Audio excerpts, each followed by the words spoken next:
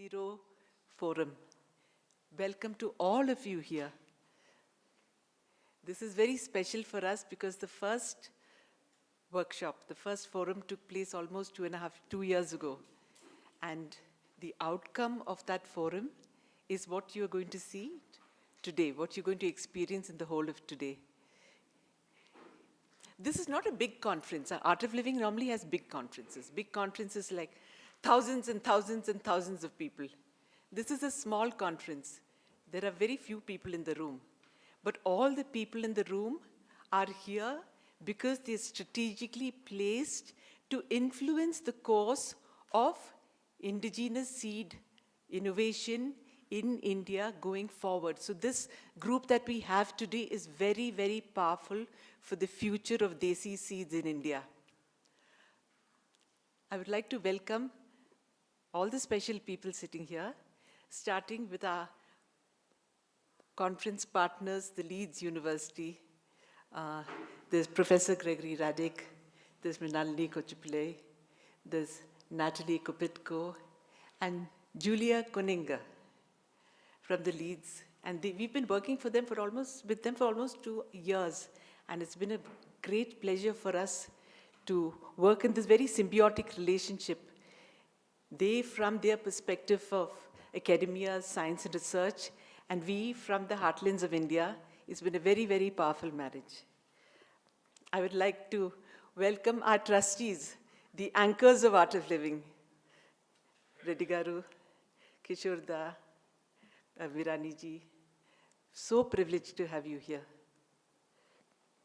I would like to welcome our gentlemen seed keepers and farmers who have come from different parts of India to be here. They come with hundreds and thousands of years of experience and wisdom and knowledge of seed keeping and natural farming. We are going to experience in the couple of hours that we have ahead of us. We have, coming a little later in the day, we're very, very honored and privileged to have members of government. We have Shri A.P. Singh, who is Advisor Agriculture to Niti Aayog. He will be a huge influencing factor for us going forward. We also have with us Shri Ashish Bhutani, who's a Joint Secretary from the Ministry of Agriculture. He's the one driving it to see how we can position Art of Living powerfully in the Indian agriculture space. To set the agenda for today, Gurudev could not be here in person, though he so wanted to be, but he's out there for a wonderful cause, resolving the Ayodhya issue. He's in meetings all day, but for us, he's going to be taking time out and coming on Skype. So all of us are also going to have Gurudev's presence here with us today. We are very, very privileged because that just makes the whole thing much more. Yes, Gigi, welcome, trustee, Agriculture Trust. Okay, now to explain how the sequence of the day goes, everybody understands me? My Hindi is not so good. Our government representatives were supposed to have come in yesterday, in which case they would have been here right in the beginning of the discussion. But they had a meeting at 9 o'clock in the night. But their commitment was so high that they finished their meeting. They would have set out to the airport at 3:30 or 4 in the morning today, taken a 6 a.m. flight. They've just landed in Bangalore. They'll be here. So we've had to make this conference an unconference. Prabhakar ji will explain to you what an unconference is, where we're going to take the conference upside down. Instead of having the interactive session in the afternoon, we're going to have the interactive session in the morning. So it'll be a lot of fun for all of you also to participate. So this is an unconference. He'll explain what an unconference is. So the agenda is we start with the unconference, yeah, after the lamp lighting and after Natalie gives her speech. Then we'll have tea. There is tea. Yeah, then there'll be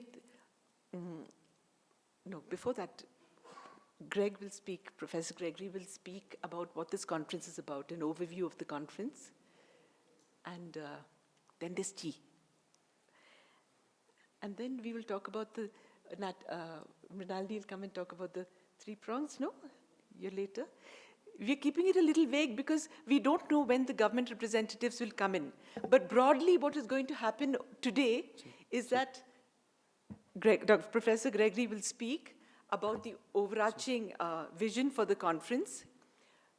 Our speakers will come and speak about 3 strong prongs for the research paper and taking in your feedback on a future pathway for us. The dialogue will continue. So that pretty much is what is going to happen today. When and how it happens is really going to, depending on when our government representatives come in.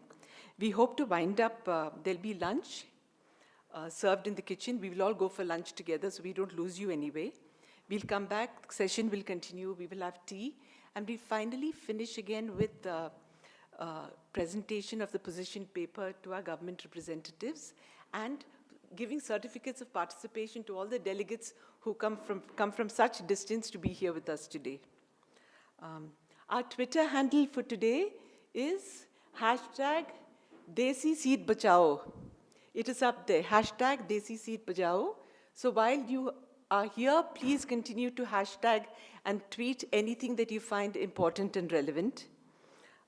We request you to put your mobile phones on silent. The washrooms are down there. There will be people to guide you on the, if you go down to the ground floor, take the back door out. There are signs taking you to the washroom. You're welcome to take a break whenever you need to. And I think that is my welcome to you. Now, I'm going to hand the mic over to Natalie. This is the welcome from Leeds. Natalie's been a great strength to the research team. Come, Natalie.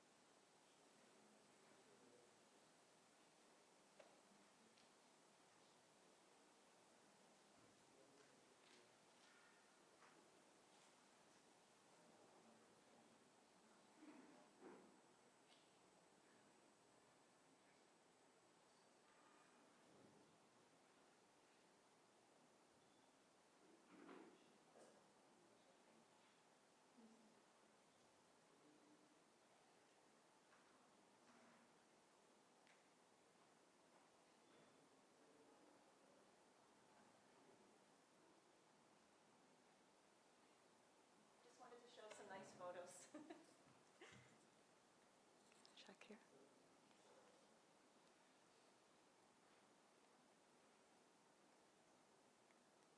No, it doesn't work.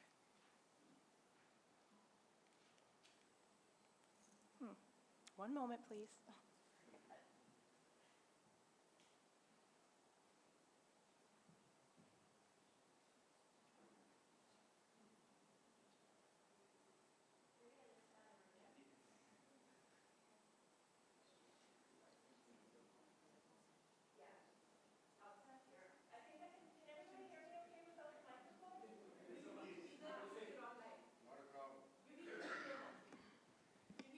Check.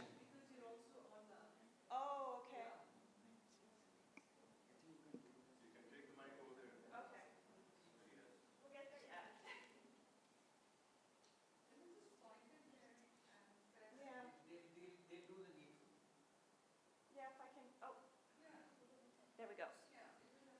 Maybe I have to just use my left hand. Okay, well, and reach out. Okay, warmest welcome to everyone. It's great to have so many friends here from all over India finally together in one place. Certainly makes it easier for me instead of traveling everywhere, so it's great to see everybody, and hopefully I'll find some time to introduce everyone to each other during the breaks. So just wanted to say a little bit about the University of Leeds for some background information as well. We are a top 100 research university, and it's this type of collaboration with civic involvement and global outreach is something that the university really aims to do more of. So this is an excellent collaborative project for us to be able to work with Art of Living and to do this work in India. And so in way of background, we are in northern England.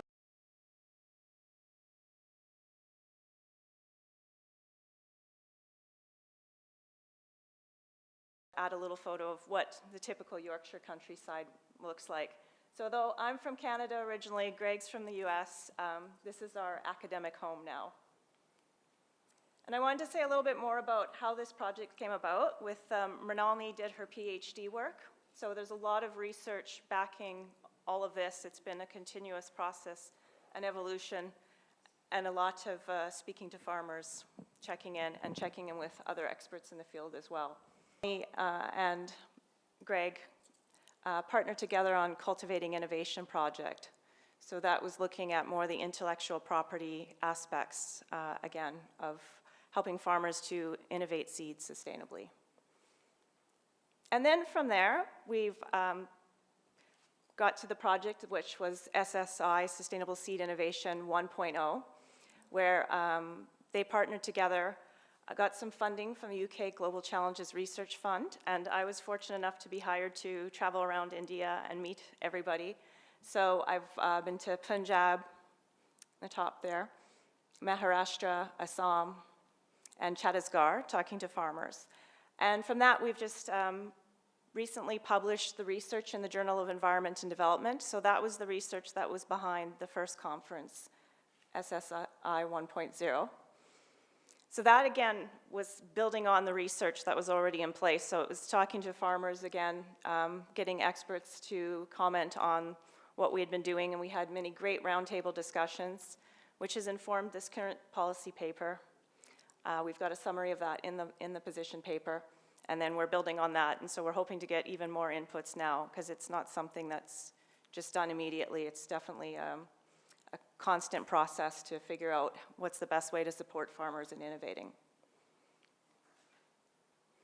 And so I'd like to end with my thank yous, because I always do a lot of thank yous. It's a Canadian thing.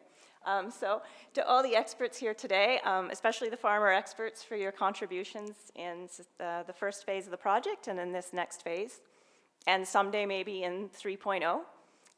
Thank you for helping us so much with this project.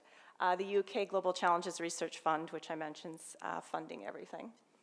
The Art of Living, of course, for being a fantastic collaborative partner, having so many contacts, venues, volunteers. You do an amazing job, so thank you for all your work with this. And then Spicy IP, who's been helping with media outreach.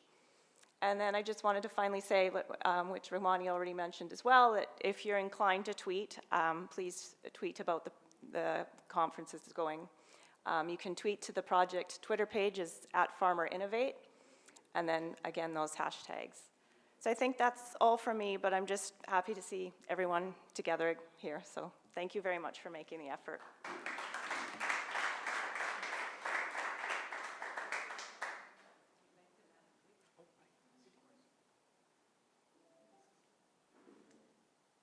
I'd like to invite Greg, Mrinalini and Natalie, our trustees, to please come and light the lamp.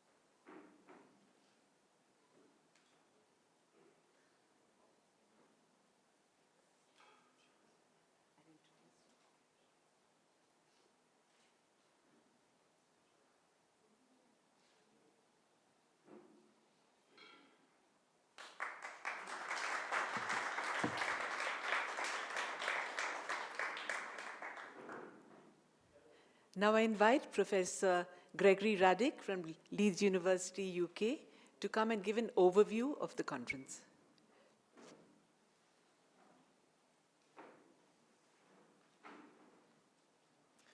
Well, good morning, everyone. It's such a privilege to be able to address you this morning and to talk with you about the results of the project over the last 9 months.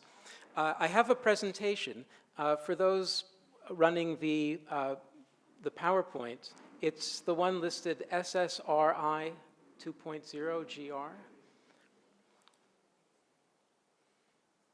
So my role this morning is to introduce the conference themes. That's in advance of the unconference beginning. That's where we're going to turn to you for discussion of, as we see it, the future beyond today. I'm going to begin by, first of all, explaining the title of our meeting, Sustainable Indigenous Seed Innovation 2.0. What do we mean by that? I'm going to walk you through almost word by word. I'll then introduce the conference question and then the themes themselves.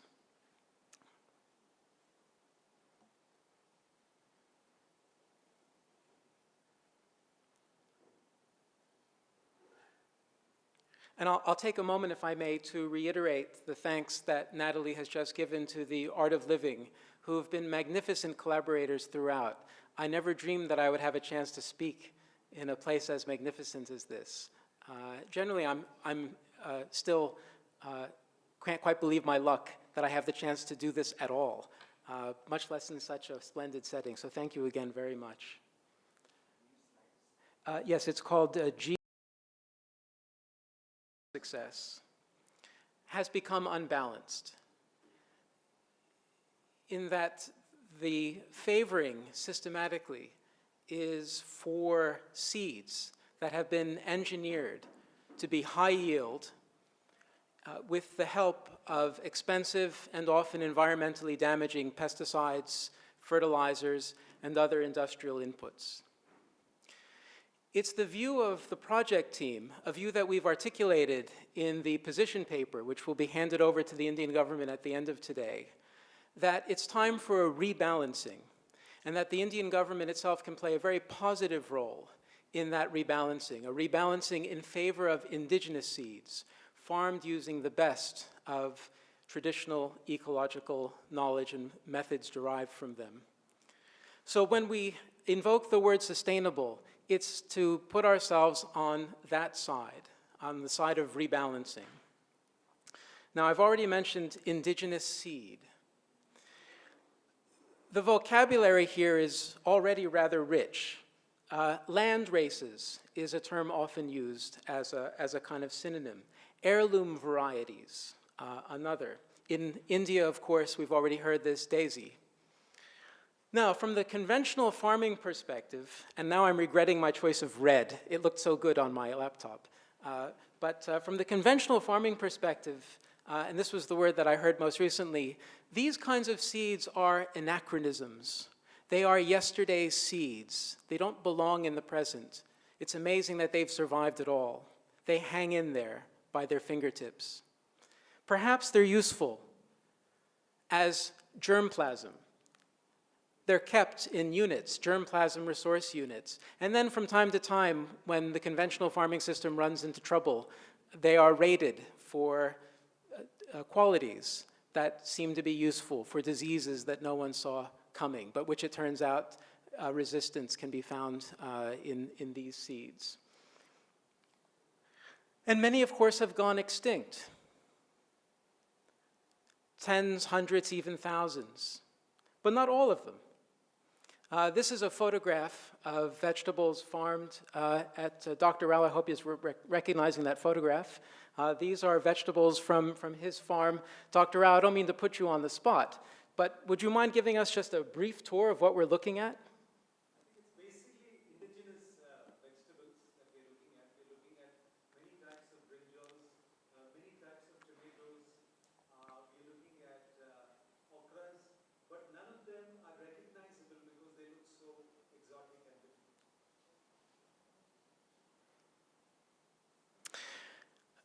A term that you'll be hearing throughout the day has become so familiar in our world that we use an acronym, TEK, standing for Traditional Ecological Knowledge. For shorthand, we may refer throughout the day just through the acronym, but that's what it means. And it might help to bear in mind this analogy, which you can't really read, but here's what it says. It says roughly that high-yield seeds are to high-input farming methods, as indigenous seeds are to TEK methods. That's a shorthand way of remembering the associations. We've had sustainable, we've had indigenous seed, now on to innovation. There's a point to using the word innovation in this context, when one often hears instead about conservation, the in situ conservation of agrobiodiversity. There's much more than that going on, more than would be suggested by phrases like seed saving, seed keeping, as if it were all about building a great Noah's Ark to preserve the seeds from the flood of modernity. Here, the great innovator is our project collaborator, Mrinalini Kochapillai, promoting sustainable innovations in plant varieties. You've seen the picture, here's the book. If you want to borrow it off me during the day, feel free, though my copy is signed and it's precious to me, so I do want it back. But you should have a look at it. It's a very important book. It was published in 2016. And Nalini has been stressing the innovative character of the work being done with indigenous seeds in a very helpful way. She emphasizes, for example, that the importance of selection, expertly managed, in order to maintain seed quality. It isn't just a question of using the seeds. One has to manage them and manage them well, and that's innovative. And of course, with selection and changing environments, you get divergence, and when you get divergence, you will get new varieties. That's innovation in another dimension. The more relevant in our age of climate change, when environments are changing so quickly. It isn't enough to grow the seeds and to grow the vegetables and the fruits. There also needs to be innovation in thinking about markets and thinking about new forms of intellectual property. And here again, the government's going to be having a role. You're going to be hearing much more about this throughout the day. But we take the innovation part of our title seriously. So, sustainable indigenous seed innovation. What about 2.0? As Natalie explained, this is our second collaboration with the Art of Living. The first collaboration was research-based. It was a scoping project to find out what was needed, what did farmers want, and what did associate experts think would be the best way forward. With this project, we turned research into action. That's what we're here for. That's the point of the position paper that we've been working on, and which again we'll be handing over to government at the end of the day. If I were to put in a nutshell the question behind the conference, and so the question for you in the unconference bit coming up, it would be this. What actions should the Indian government take in rebalancing Indian agriculture to give indigenous seeds new prominence? I do want to stress the word rebalance. There is no sense that conventional farming in India needs to be replaced or could be replaced, certainly anytime soon, but there is certainly room for rebalancing. What role might the government play in that kind of a rebalancing? Here are our themes, the themes that we'd be very grateful if you could focus in on today in your thinking and your discussion. These are roughly our answers to the question, the answers that we've put in the position paper. And they revolve around these three themes. First of all, TEK, traditional ecological knowledge. Secondly, education. The education of a new generation of farmers for a new kind of farming, which is also an old kind of farming. And finally, new forms of intellectual property, IP, especially, here's another acronym, DLTs, digital ledger technologies. These are most familiar under the name of a particular kind of DLT, blockchain, but blockchain is just one form of many. And we have a particular proposal about how this new kind of IT might be used to innovate in the sphere of IP. Let me just say a little bit more about each of these, and then I'll bring this to a close. First, on the front of TEK, traditional ecological knowledge, in our view, the government should counteract the widespread impression that TEK is intrinsically inferior as a source of farming methods. On the contrary, those methods should be represented not only as good for the environment, in enriching soil microbial diversity, by recycling rather than increasing farm waste, but as required for India's indigenous seeds. Remember that analogy I gave you, that double analogy about high-yield seeds needing high inputs and indigenous seeds needing this kind of farming. So there's a role to be played in getting across a much more positive message about TEK as a source for the future. Secondly, education more generally. Thinking in particular about the scientific education of farmers and those who train farmers, the agricultural extension officers and others.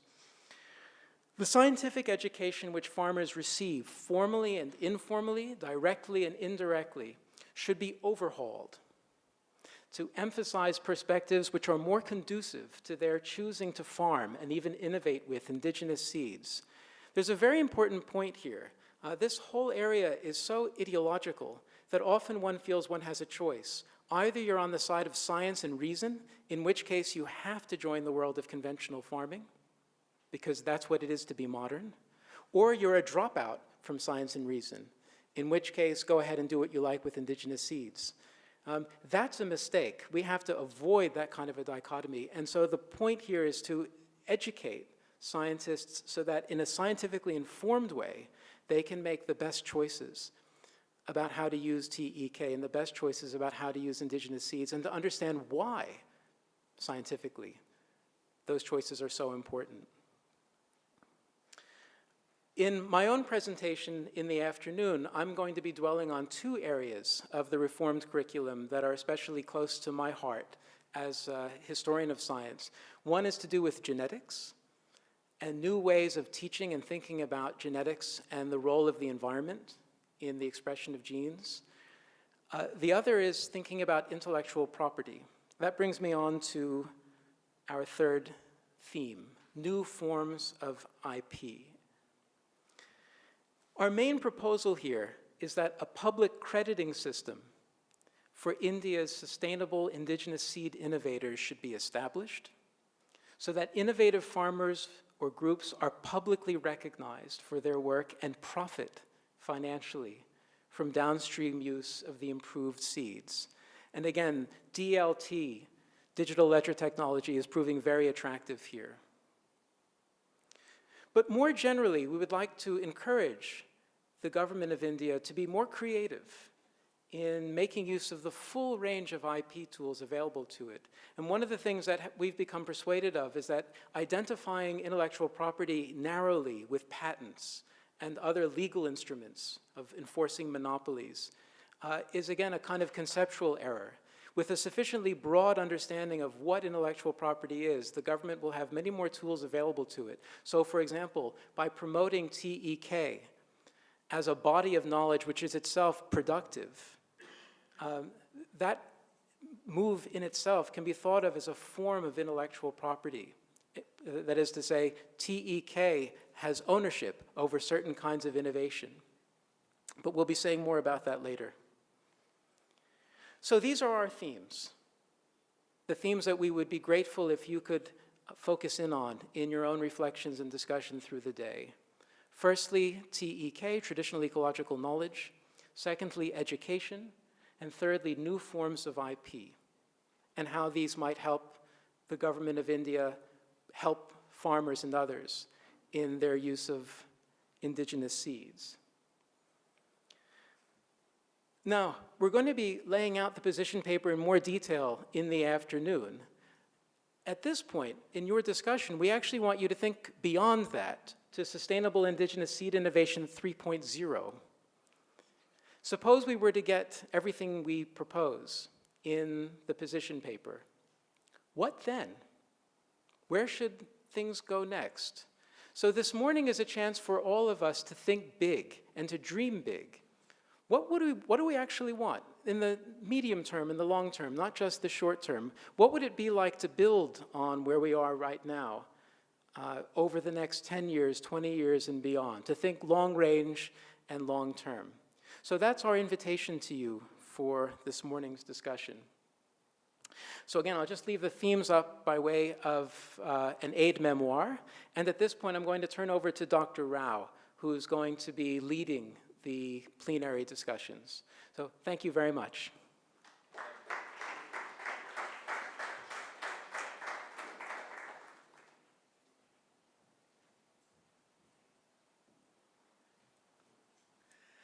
Thank you, Greg. And again, a warm welcome to all of you. I would like to introduce to you, many of you may be familiar, but what we will be doing is an unconference. There are two assumptions in doing an unconference. One, that the collective wisdom and the expertise of all of you sitting here as audience is greater than us who will be sitting on the stage. This is the first assumption, that there is more expertise and wisdom in the audience than what is there you see on the stage. The second is, everybody has to participate. If you do not participate, it's called the rule of 2 feet. If you do not participate, that means you're in the wrong place. Huh? So let us try to make best. As you see, this forum has taken 2 years to fructify. Yeah? So before we move further, let me invite some of the people here onto the stage. I begin with our chairman, Reddy Garu. Please come and take the stage here. I invite our conference team, Professor Radic, Dr. Mrinalini, Dr. Natalie, to come onto the stage. We have with us Sunita Sridharan, who is an IP, intellectual property, legal expert. We are very blessed to have her on the stage. We'll have her on the stage. We had, The Economist has come. The Economist. Yes. Is Dr. Krishna Raju here? Okay, he is not here. Could I call on MSR? Yes, MSR. He represents technology. Yeah. Now, as I said, what is left behind there is more important for the unconference. So those who are sitting there, I would like to be a part of that. I will be sort of getting you to speak, and I will be directing those questions to the panel sitting here. And what we want is a very healthy interaction, so that we come up with excellent inputs which should be a part of the position paper that we present to the government. Are we all on this? हाँ? तो मैं हिंदी में भी थोड़ा सा बात बता देता हूँ. ये फॉर्मेट जो है इसको अनकॉन्फ्रेंस बोलते हैं. ये कॉन्फ्रेंस नहीं है, अनकॉन्फ्रेंस जो सिर पे कड़ा है. ठीक है? तो इसमें ये है कि आपकी जो इनपुट्स है वो महत्व है हमारे लिए. तो क्वेश्चंस हम आपके सामने पेश करेंगे, तो आपकी इनपुट्स देंगे. आपकी इनपुट्स मैं ये पैनल को डायरेक्ट करूंगा, और एक सामूहिक चर्चा के द्वारा जो है हम एक विशेष रूप से ये जो पोजीशन पेपर सरकार के लिए हम तैयार किए हैं वो एक हम सब मिलके, क्योंकि ये जो भी आप लोग इधर बैठे हैं 90% लोग जो है हमारे साथ 2 साल से जुड़े हुए हैं. हाँ, कुछ लोग आए हैं फर्स्ट टाइम ये फोरम में, लेकिन ये चर्चा 2 साल से चल रहा है. तो ये चर्चा के द्वारा जो अभी एक पोजीशन पेपर बन रहा है ये सबके हैं.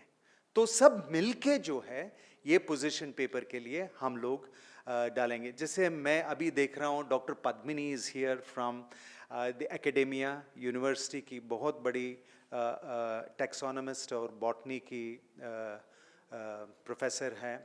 हमारे माधवराव गोमरे जी हैं जो बहुत ही अच्छे अच्छे काम किए हैं। त्रिपाठी जी जो हमारी आश्रम के एग्रीकल्चर, पता नहीं कितना साल हो गया है त्रिपाठी जी आपके इधर, काउंट नहीं करते हैं। तो यही है फार्मर्स की एक तरीका है बात करने की, काउंट नहीं करेंगे क्योंकि ये तो उनकी सेवा ही है। संजय जी हैं हमारे आए हैं। तो हमारे पास काफ़ी लोग हैं, सबका नाम तो मैं नहीं लिया, लेकिन आप लोग सब जो है मिलके ये पोजीशन पेपर तैयार करेंगे। और जब सरकार के रिप्रेजेंटेटिव्स आएंगे, नीति आयोग के एग्रीकल्चर एडवाइज़र और government of India ministry of agriculture की जॉइंट सेक्रेटरी जो आएंगे, तो उनको जो है ये चर्चा की एक सिनॉप्सिस, एक संक्षेप रूप में उनको पेश करके फिर पोजीशन पेपर उनके हाथ में हम सौंपेंगे। सब तैयार है? Everybody is ready? हाँ। So, how I would like to introduce this particular discussion is first of all by focusing on the TEK. TEK is what? Traditional ecological knowledge. तो ट्रेडिशनल इकोलॉजिकल नॉलेज क्या होता है? हमारी कुदरती खेती होती है, हमारी ऑर्गेनिक एग्रीकल्चर होता है, कुछ ऋषि कृषि बोलते हैं, अन्य तरीके से पालेकर जी का जीरो बजट नेचुरल फार्मिंग जो बोलते हैं, हमारी श्री श्री नेचुरल फार्मिंग जो बोलते हैं। तो ये सारे के सारे जो है ये अपनी परंपरा से जुड़ा हुआ, यानी 5000 साल से जुड़ा हुआ एक अपनी पद्धति है, ये एक परंपरा है हमारा। तो वो उन सब को जो है हम टी के ये बात बताते हैं। तो टी के, when we are discussing traditional ecological knowledge, we are discussing something that is ancient. It is in our DNA, maybe at least 5,000 years old. Taking that knowledge in terms of seed, what I would like the inputs to come from you all is, if हम लोग सब मानते हैं कि देसी seed सबसे best है, हम लोग सब मानते हैं कि प्राकृतिक कृषि अपनी मिट्टी के लिए अच्छा है, अपनी शरीर के लिए अच्छा है, अपनी पूरा पृथ्वी के लिए अच्छा है, ये सब हम लोग मानते हैं। लेकिन अगर इतना अच्छा है तो आज तक जो है ये पूरा भारत में क्यों नहीं फैला? अगर इतना अच्छा है, we all agree that TEK is by far the most blessed thing that we can do for this planet and for ourselves. But if that is true, why is it today that it is not rampant? The whole of Art of Living works with 2.2 million farmers, which if you consider 600 million is our farming population, is not even a drop. And we think we are doing great work. But why is it? So this question I'm posing to you, and मैं आपसे शुरू करना चाहूँगा, लेकिन आपकी answers बहुत ही छोटा छोटा रहे क्योंकि सब लोग जो है पार्टिसिपेट कर सकते हैं। गोमरे जी, आपका क्या राय है इस पे कि क्यों नहीं पूरा भारतवर्ष में ये अभी तक नजर नहीं आ रहा है? आप just give a mic please. Somebody should check. Basically लोग देसी सीड यूज, माधवराव जी आप बैठिए, ये बहुत इनफॉर्मल है। हाँ हाँ, oh you can see him, okay okay okay.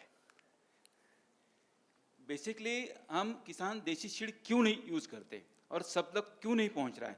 क्योंकि सब किसानों को जो दिखाया गया कि जो भी सीड्स आते हैं कंपनी से, उससे हमारा यील्ड बढ़ता है, यानी कि सबको पैसा चाहिए।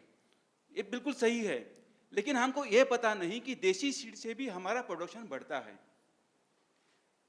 ये जो डिफरेंस दोनों में है, इसी वजह से इसका फैलाव नहीं हो रहा है। जैसे कि लास्ट 7 साल से हमने ये करके दिखाया कि मोर देन डबल देसी सीड से अपना प्रोडक्शन हो सकता है। थोड़ी सी हमें सोइंग टेक्निक में हमें चेंज करना है। अगर ये मॉडल्स हम हर किसानों तक अगर पहुंचा है कम्युनिटी मोबिलाइजेशन की तरफ से, तो निश्चित रूप से मैं कहना चाहूँ कि पूरे देश भर में देसी सीड का ही लोग किसान हमें यूज करेंगे। क्योंकि क्या होता है, लास्ट ईयर हमने गेहूं का जो सीड लगाया था उसका 10 गुंटा में यानी कि क्वार्टर एकड़ में 8 क्विंटल यील्ड मिला, यानी कि पर एकड़ 32 क्विंटल। ये हो सकता है, वो भी केमिकल फ्री फार्मिंग से। तो ये जो टेक्निक है किसानों तक पहुंचा ही नहीं किसी ने, तो ये हम सबकी जिम्मेदारी है। ये जो टेक्निक है देसी सीड की और सोइंग की, अगर हम किसानों तक पहुंचाए तो निश्चित रूप से मैं कहना चाहता हूं कि किसी भी किसानों को बाहर के सीड्स लाने की जरूरत नहीं है। गोबरे जी, थैंक possible यू है। सो Thank you. मच, बहुत ही अच्छा input. Mrinalini, I'd like to put this to you and Greg. What he is saying is that the only reason that desi seeds or the indigenous seeds have not really proliferated in the country is that their sowing techniques are not properly disseminated in education. And he says he has the experience of cultivating wheat without chemicals, yielding 32 quintals. That is 3.2 tons per acre, which is probably double what we expect using chemicals.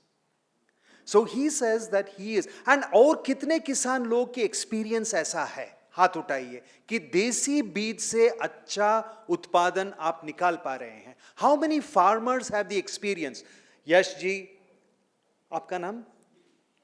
Shilpi ji. Just mention your name. Put up your hand and mention your name. Ravi. Sanjay ji तो आप तो बहुत ही बात करेंगे इसके बारे में, मैं आपसे आपके पास आऊं.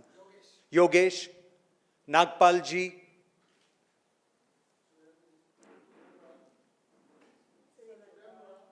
हाँ, फ्रॉम असम, यस. इधर जी, असम की अर्चना जी, yes. So even within this sampling of farmers, we have so many farmers tell us that desi seeds can outperform hybrids or improved GMO varieties, and they outperform chemically farmed land. How would you respond to that?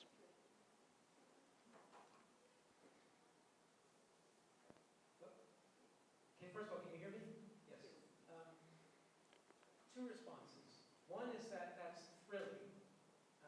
The second is in the light of a discussion I had last week with someone in the conventional farming world, and we talked about the themes of this conference. And he told me that, on the whole, people in his world work with the idea that high inputs give high yields, low inputs give low yields. He said it was not unthinkable that a daisy seed might turn out to be enormously productive. But he put it like this, he said, show me the data. So he wasn't actually prejudiced against the idea that it might be true.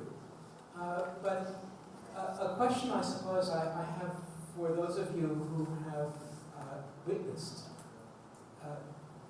great productivity with daisy seeds is whether you know of attempts to convince the scientific world on its own terms that these seeds are as productive as they seem to be in your fields.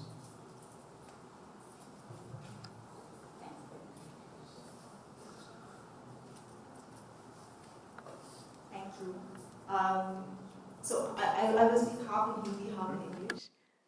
I was doing research for my PhD, and there I met more than 200 farmers. Particularly, I was doing research in Madhya Pradesh and Chhattisgarh region. And what I found was pretty interesting. All the farmers told me that once they adopted chemical farming, the yield of desi seed on their land decreased. And what I've seen in pockets of scientific research in the field of conventional farming is that they try and use desi seed on conventional farms and then show that it is inferior.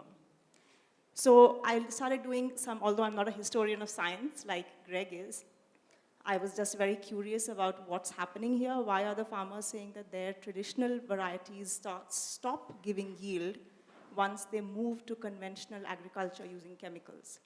And I found that in the history of the Green Revolution, what was seen was that traditional wheat varieties, traditional rice varieties, if they were subjected to soil that had chemical fertilizers, they would grow up very fast, and then because of the weight of their own seed, they would droop too early and die a premature death. So their yield was just not high with chemical fertilizers. But the chemical industry of that time, the chemical fertilizer industry of that time, wanted to sell chemical fertilizers. So they then got hold of a scientist from Mexico, the famous Norman Borlaug, to study how can you improve the traditional wheat seeds so that they will perform in the presence of chemical fertilizers. So interestingly, he of course managed to do that, and that's what caused the Green Revolution, but not all seeds were so improved.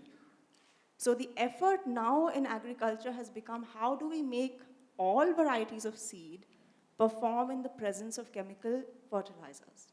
And that is why Desi Beej will definitely show reduced yields in chemical environments, is what my understanding is. If, however, research is done on Desi seed with heterogeneous soils, soils which are not polluted with chemical fertilizers, I think this data will be much more fair to show whether or not Desi seed is truly high producing or not, high yielding or not. And that research, as far as I understand, is not really happening in the Western world. They still use the same soil to test Desi seed as well as improved seeds. That's my understanding, but yeah. Wonderful. Yeah, I will come back to you on this. Yeah. Yes, I will come back to you on this. So basically, इनका कहना था कि अगर देसी बीज बिना chemical के soil में, मिट्टी में अगर हम ग्रो करते हैं तो उसका इफेक्ट अलग होता है. जहां केमिकल हम लोग डाल रहे हैं उधर देसी सीड डालने से उसका अलग सा उत्पादन, अलग सा उसका रूप होता है. तो इनका कहना है कि अगर ग्रेग ने बताया था कि अभी गोमरे जी बता रहे थे कि मेरे पास जो है 32 क्विंटल का यील्ड था वीट, लेकिन उन्होंने बता रहा था लेकिन आपका डाटा किधर है. तो मृणालिनी जी बता रही है कि अगर डाटा भी होना चाहिए, ये डाटा जो है एक्चुअल बेसिस पे होना चाहिए कि आप देसी सीड का यील्ड कंपेयर करो जहां केमिकल नहीं डाला हुआ है, और आपकी हाइब्रिड का कंपेयर करो जहां केमिकल डाला हुआ है. तो मूल तोल जो है वो बराबर होना चाहिए. आप साइंस रिसर्च यूनिवर्सिटी में अगर आप एक फील्ड ट्रायल कर रहे हैं जहां आप यूरिया डाल रहे हैं, एनपीके डाल रहे हैं, और उधर देसी बीज का भी वैरायटी का टेस्टिंग कर रहे हैं, तो वो मूल तोल जो है बराबर नहीं है. ये ठीक रहेगा Tripathi ji?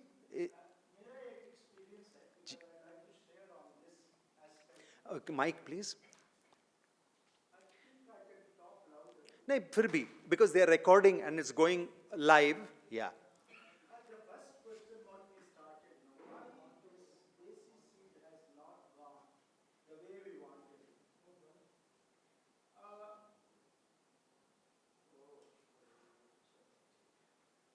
See, I have a peculiar experiences on this, Sugarcane in this country has been from the ages grown there. And some of the varieties, I will call it Desi sugarcane. I come from the North India, UP, which became a sugarcane growing area. And there, sugarcane is not multiplied by the seed. It is a vegetative propagation. So what this sugar factory, they had a scheme where after cultivation of one particular cultivar, they will take it back and go for a natural selection again. The farmers which has been doing in this country, the good seed, the good fruit, he picks up and then put it there. It may not look scientific, but the visual he was able to find out. So sugarcane, this scheme was continuously there to provide, because regeneration of the vegetative capability to produce a good quantity of the sugarcane was there. Later on, because of the shortage of the seeds, this whole process was demolished. You go, collect from anywhere, you get the seed, and your yield came down.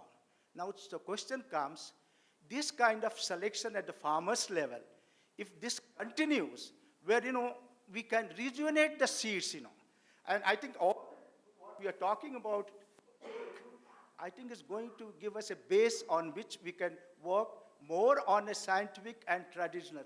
We have to find the in-between methods, to do that, for the seeds to be adopted by all the farmers. Thank you so much, Tripati. Thank you for that input. So, I agree that you have to compare apple to apple. I think we are all on this. So, one of the things that the government should do when they are testing the efficacies of traditional ecological knowledge is to use indigenous seed. कितने farmer लोग इधर हैं जो hybrid बीज कुदरती खेती में इस्तेमाल करके ट्राई किया है?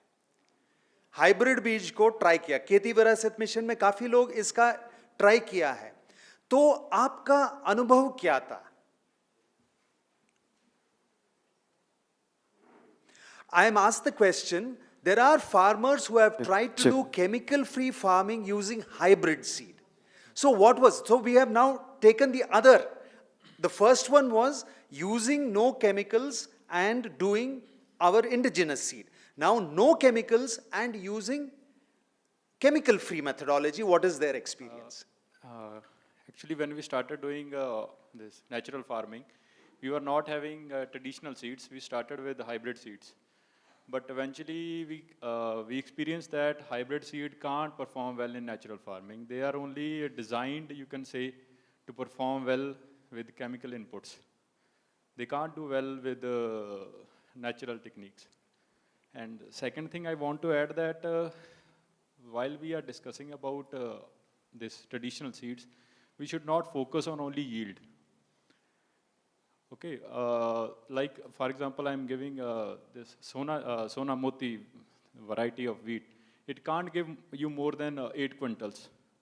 But if you check the quality of it, it is far superior than these hybrid varieties. Our traditional seeds are gold, and you can't compare them with the hybrid seeds. They only give yield, they don't give you the quality and the, you can say, nutrition. Thank you so much. Thank you.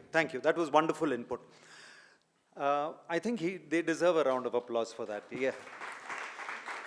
Because I believe that this is where the TEK knowledge and systems get a bad name. I'm using the word bad name loosely because you are trying to grow hybrid or GMO using chemical-free.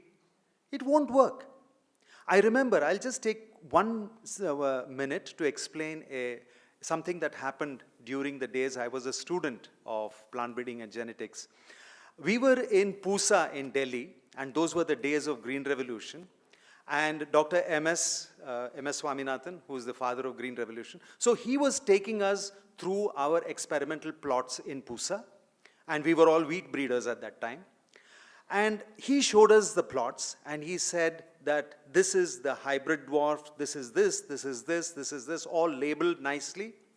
And there was a desi cultivar also. There was an indigenous wheat also. 2 days before we went to the plot, the entire plot had been hit by a heavy thunderstorm in Delhi. बहुत बड़ा बारिश आया था, तो experiment plot में उनकी hybrids भी है और एक अपना देसी भी है. और कुछ अन्य वैरायटीज, कुछ इंप्रूव्ड वैरायटीज, पूसा वैरायटीज थे उनके पास. तो क्योंकि बाढ़ आया था उधर, तो अपना देसी वैरायटी कंप्लीटली फ्लैट हो गया था और हाइब्रिड ड्वार्फ जो था, वो छोटा वाला जो गेहूं था, वो जो है एकदम स्ट्रांग खड़ा था उधर. तो MS Swaminathan, doctor MS Swaminathan ji हम तो सब स्टूडेंट्स थे उनके, तो उन्होंने पूछा कि इसका मतलब क्या है, आप what do you deduce by what you see?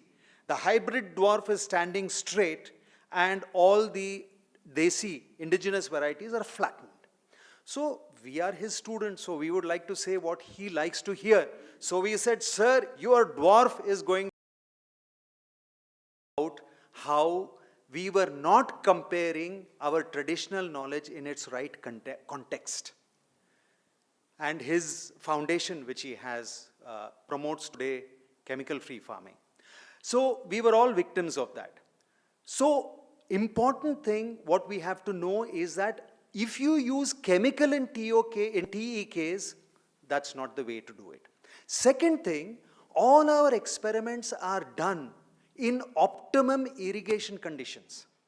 Mane, whenever we are doing testing of hybrids or GMOs, we are giving proper moisture regime in the soil. माने जब टेस्ट करते हैं हाइब्रिड और जीएमओ को, हम वो कंडीशन पे कर रहे हैं जहां अपनी जो मॉइस्चर है, पानी है, उसमें कोई कमी नहीं होना चाहिए.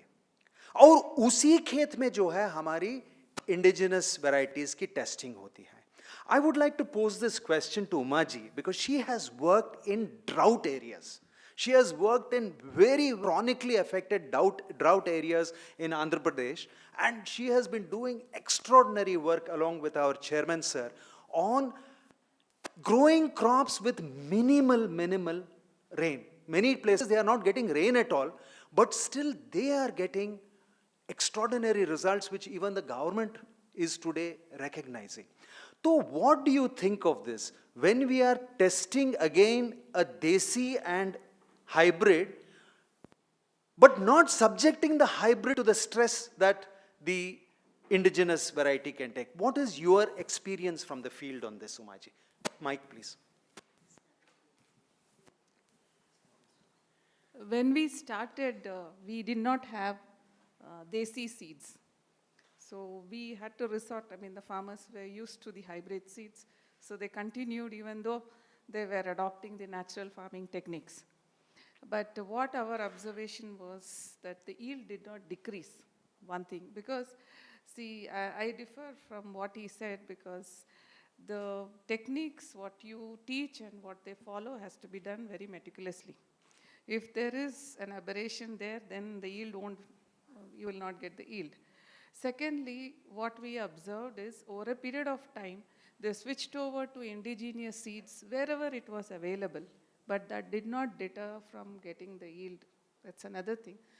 The third thing is these techniques and the indigenous seeds, they are adapted to that agroclimatic conditions. So it is good if we leave that to that ecological conditions and do not put one formula for everything. This recommendation I gave even to FAO, saying that let us give scope for that particular region to have that knowledge, that smart solutions what they have to themselves.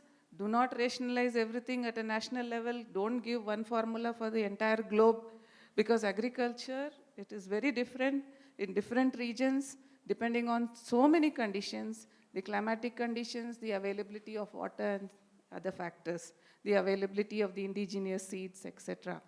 But coming to what Dr. Prabhakar Rao is asking me, yes, we have subjected both hybrid seeds and the indigenous varieties to a lot of stress.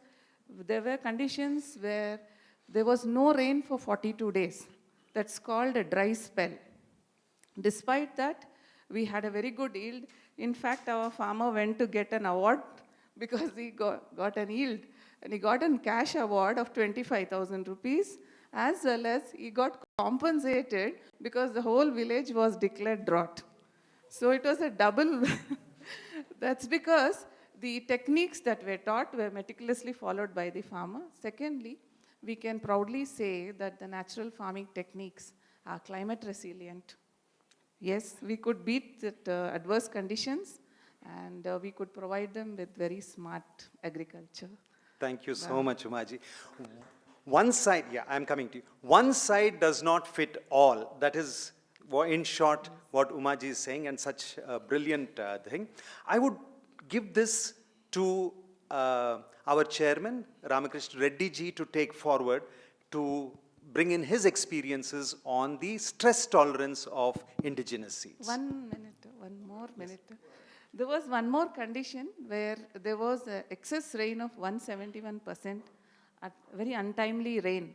even then, as you were explaining, that what we observed was in natural farming techniques, wherever it was practiced, it was just a contrast to the chemically grown crops. The crops were all submerged and they just could not stand upright, where the naturally grown crop, within no time, the water drained, one thing. Second thing, the crops could stand erect within no time, and that's how the farmers could save the crops. So we have to think, so many things are there. I don't want, because many scientists are sitting here, so it is for you to think. Okay, thank you so much.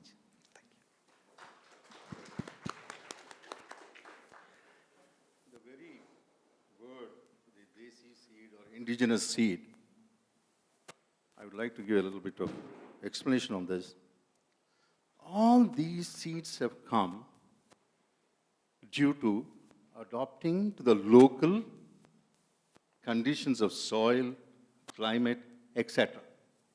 That's why these seeds have come up. So just now, as Umaji said, one size does not fit all. This variety has come up only because of the conditions in this planet. You should understand this first. Why did this variety come? Why did this genetic mutation, whatever has happened from one seed to so many varieties? If you see, for example, the paddy varieties, every farmer is having 400, 500 varieties who came here and displayed during the seed festival here held in March.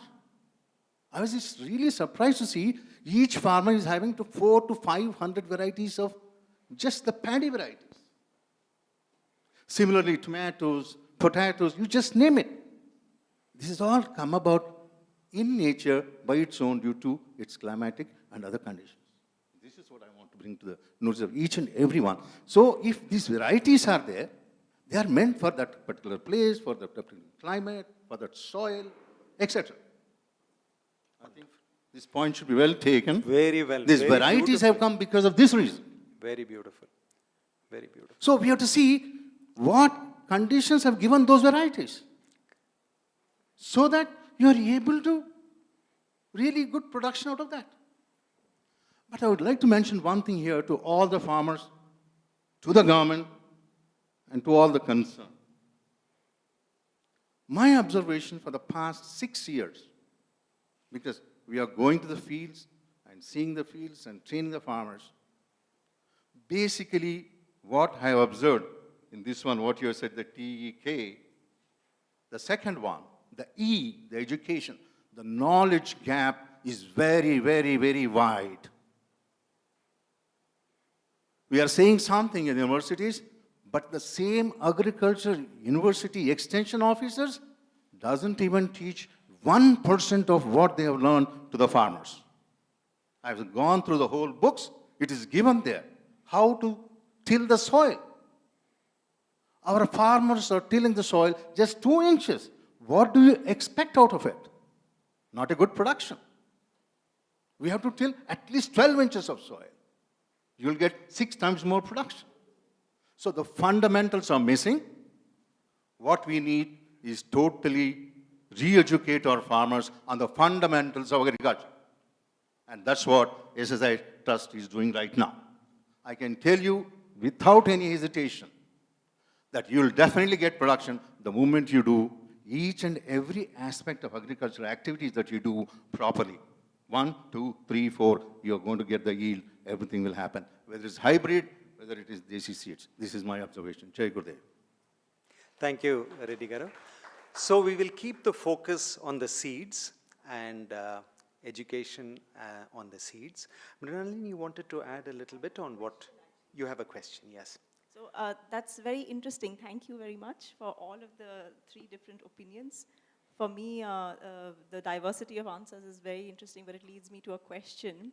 So just to be clear, is it that new seeds, the hybrid seeds, can be used using traditional methods and we get the same yield? Is that true? You can get more production. We'll get more production also. Okay, that's one point. Second, the question is, if we are, say, using, developing desi seeds in Chhattisgarh, for instance, and so you mentioned local conditions, right? So if they're cultivated in local conditions of Chhattisgarh, then they are sent, those seeds, the best from that produce is sent or sold to farmers in, say, a different agroclimatic zone. Will they not have any yield, or will they take time to then start giving yield? Will they have the ability to transform and create new varieties? So, Can we give the opportunity there? I think he has been wanting to say something as this. Let me tell you, you give the required nutrition and create the soil conditions, you'll get the yield, full stop. Check, check.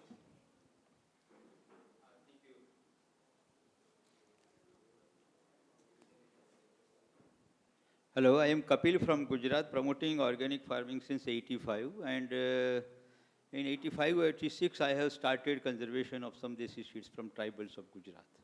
I have done my MSc in plant breeding and genetics. And I would consider the question can be asked something differently. As a student of science, hybridization as a technique is a wonderful thing, and the whole diversity we know has come from natural hybridization, adaptations, introductions, evolutionary process.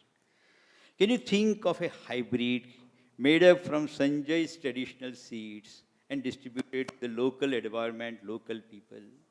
So the question is not whether Deshi works well in this condition or that condition, or hybrid works well in this condition or that condition.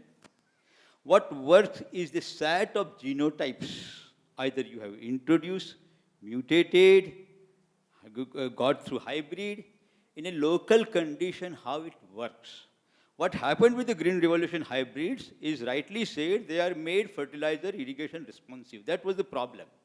So naming it as a hybrid and comparing it with Deshi is not a good way, it's not a scientific way I would consider.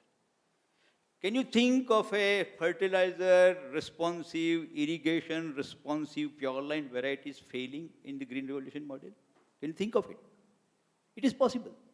Can you think of a hybrid prepared from local material, adapted to local material, local condition, and performing well?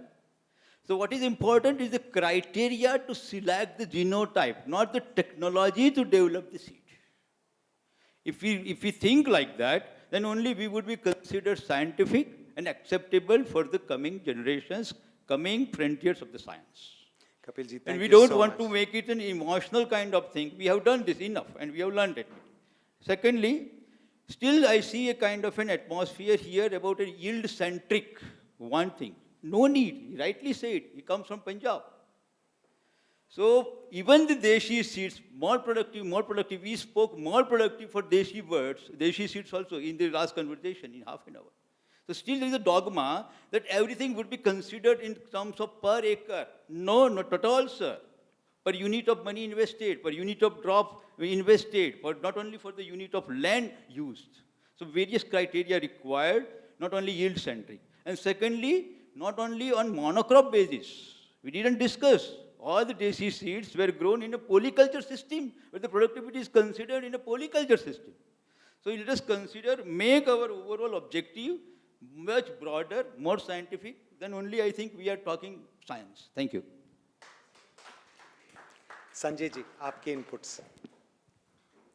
Namaste, I'm Sanjay from Maharashtra. I'm working with BIAP since last 12 years, and my focus is only indigenous seed.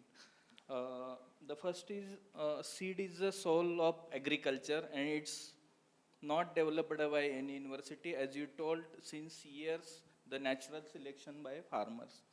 Then second, regarding the yield. Yield is not the criteria, land type, soil type, ecological condition, then nutritional aspect, nutraceutical values, medicinal values, climate resilient. These are the criteria. Then comparison between hybrid and indigenous. There are good genotypes which are giving better yield, even best yield than hybrids without any chemical inputs. In our books also written, hybrids are giving response to chemical input, and local genotypes gives response in that local condition to local inputs. So already it is written, it has been in our books. I have data of around 250 rice varieties, 40 finger millet genotypes, then total 9 crops. And it's a comparative data of yield, climate resilient, and I am going to open all these information in next 2 months. As per the ICR guidelines, as per the PPUFR guidelines, all guidelines I have followed. But the comparison should not be on the basis hybrid and then local varieties lagao, usko input same de do. The replicated trial matter, that format will not fit for comparison with these hybrids. We have to talk about nutrition per hectare, not quintal per hectare now. So, because just example, Nawara rice yield is low, but it has some different value. Then regarding climate regime, last year there was a drought in one of the rice belt. Only 2 varieties has given a yield and food to it. All other hybrid, all other indigenous also gone. So that we have to think region specific. Then we have to think of reasons behind disappearance and reasons behind existence till today. Though yield is low, why that farmer has kept that origin? So that is very important. Then we are talking about the crops and genotypes, but we have to talk about the cropping system. Millet is not a crop, it's cropping system. Any university is talking about cropping systems, indigenous cropping system. So we have to link community knowledge, TEK, with science and technology and develop systems. And with participatory manner, because farmers know better land type, soil type, which variety they want. We have to give a chance to nature again to grow all these genotypes, and then by participatory way select the best genotypes among all and spread it in that region. In hybrids, what happened? We are spreading 4 or 5 or 10 varieties maximum in lakhs of hectares, but it is not in case of these indigenous genotypes. So that we have to look into. Then regarding climate resilient, there are good genotypes, though yield is low, but it's a resilient to that ecological system. So that we have to take into consideration. Thank you. Thank you very much, Sanjay ji. Thank you, Kapil ji, for bringing about the systems of farming. I believe when we speak about TOK, the reason, yes, please welcome.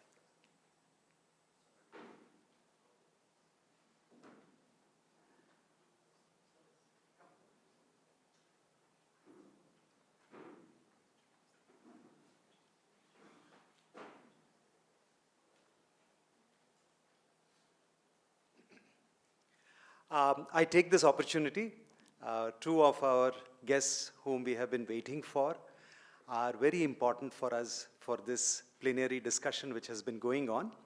And I would like to take this opportunity to welcome wholeheartedly on behalf of all of us. We have AP Singh ji, who is the advisor for agriculture in Niti Aayog. Welcome, sir. We have Joint Secretary Ashish Bhutani ji. He is heading the credit now in the Ministry of Agriculture. And these are the 2 people to whom we are having this conference so that they can understand how we have come about the position paper on indigenous seeds, and we would like them to take it up further and consider it when they are making policies for the nation. So we are very happy to have you, sir. Just so as to accommodate your flight, the change in your flights, what we have done in the morning session is that we are doing an unconference where we are discussing right now, we are about halfway through the discussions of the 3 aspects of this particular conference. One is traditional ecological knowledge. The second is the systems of education in agriculture in the country. And third, how we can use the new cutting edge technologies like digital ledger, DLT, in blockchain, and how we can make an innovation in seed, the indigenous seed, so that that becomes a mainstay in our agriculture. So the outcome of the discussion so far have been basically the questions which South Block always asks us when we go taking our natural farming. And they say, all this is fine, but who will feed the nation? तो ये सब अच्छा है, लेकिन food security कहाँ से आएगा? ये आपका जीवामृत वगैरह तो अच्छा है, लेकिन फूड सिक्योरिटी कहाँ से आएगा? उत्पादन किधर से आएगा? हम कहाँ से लोगों को उनकी खाना देंगे? तो this is the question. And therefore, we were understanding this particular question as a devil's advocate. I had put to them. I said, yield, yield. You tell me yield in indigenous seeds, yield in. So what came out of the discussion so far is that you have to compare them in apple-to-apple environment. If you are going to conduct a university trial, having 3 hybrids and 1 indigenous seed under the conditions of optimum fertilization and moisture, then our desi seed will not perform. But it will perform when you do it under situations where you do not have chemical added and you have stress regimes or either excess water, less water. When you give more environmental variation, then you will see the performance of desi seed. And for our farmers, desi seeds are always an insurance, because regardless of the extreme oscillations in climate change, he will still get some yield. Whereas with using the hybrids and chemical farming, he may lose everything. So this is what the farmers are talking about. And they have also said that when we are using desi seeds, we are never doing monocropping. We are always doing mixed cropping so that we have insurance. Something will yield, something may yield less, something may yield more, but everywhere we still get yield, and somehow we are protected and we go on for the next season. So these were the basic inputs that had come in so far. And one more question I will again pose, and once we sum up the plenary, then we will continue with the rest of the program. So you could join us. Again, I am being a devil's advocate, and I am asking this question to all of you who are promoting traditional ecological knowledge and indigenous seed. मैं आपको ये जानबूझ के पूछ रहा हूँ, क्योंकि मुझे पता है आप लोग जो है कुदरती खेती करते हैं, आप प्राकृतिक खेती करते हैं, आप देसी बीज अपनाते हैं. लेकिन मेरा एक क्वेश्चन ये है, क्योंकि अभी आपकी खेत से हम फसल काटते हैं, ठीक है, फसल काट के वो फसल को बाहर ले जाते हैं खेत से, है ना? When we do agriculture, we are cutting the harvest and taking it out of that ecosystem. मतलब जो भी हम उधर खेत से निकाल रहे हैं ना, उतना तो वो मिट्टी में लॉस हुआ है. चाहे आप NPK कहिए उसको या जो भी कहिए, लेकिन कुछ ना कुछ तो वो खेत से हम हर सीजन निकाल रहे हैं.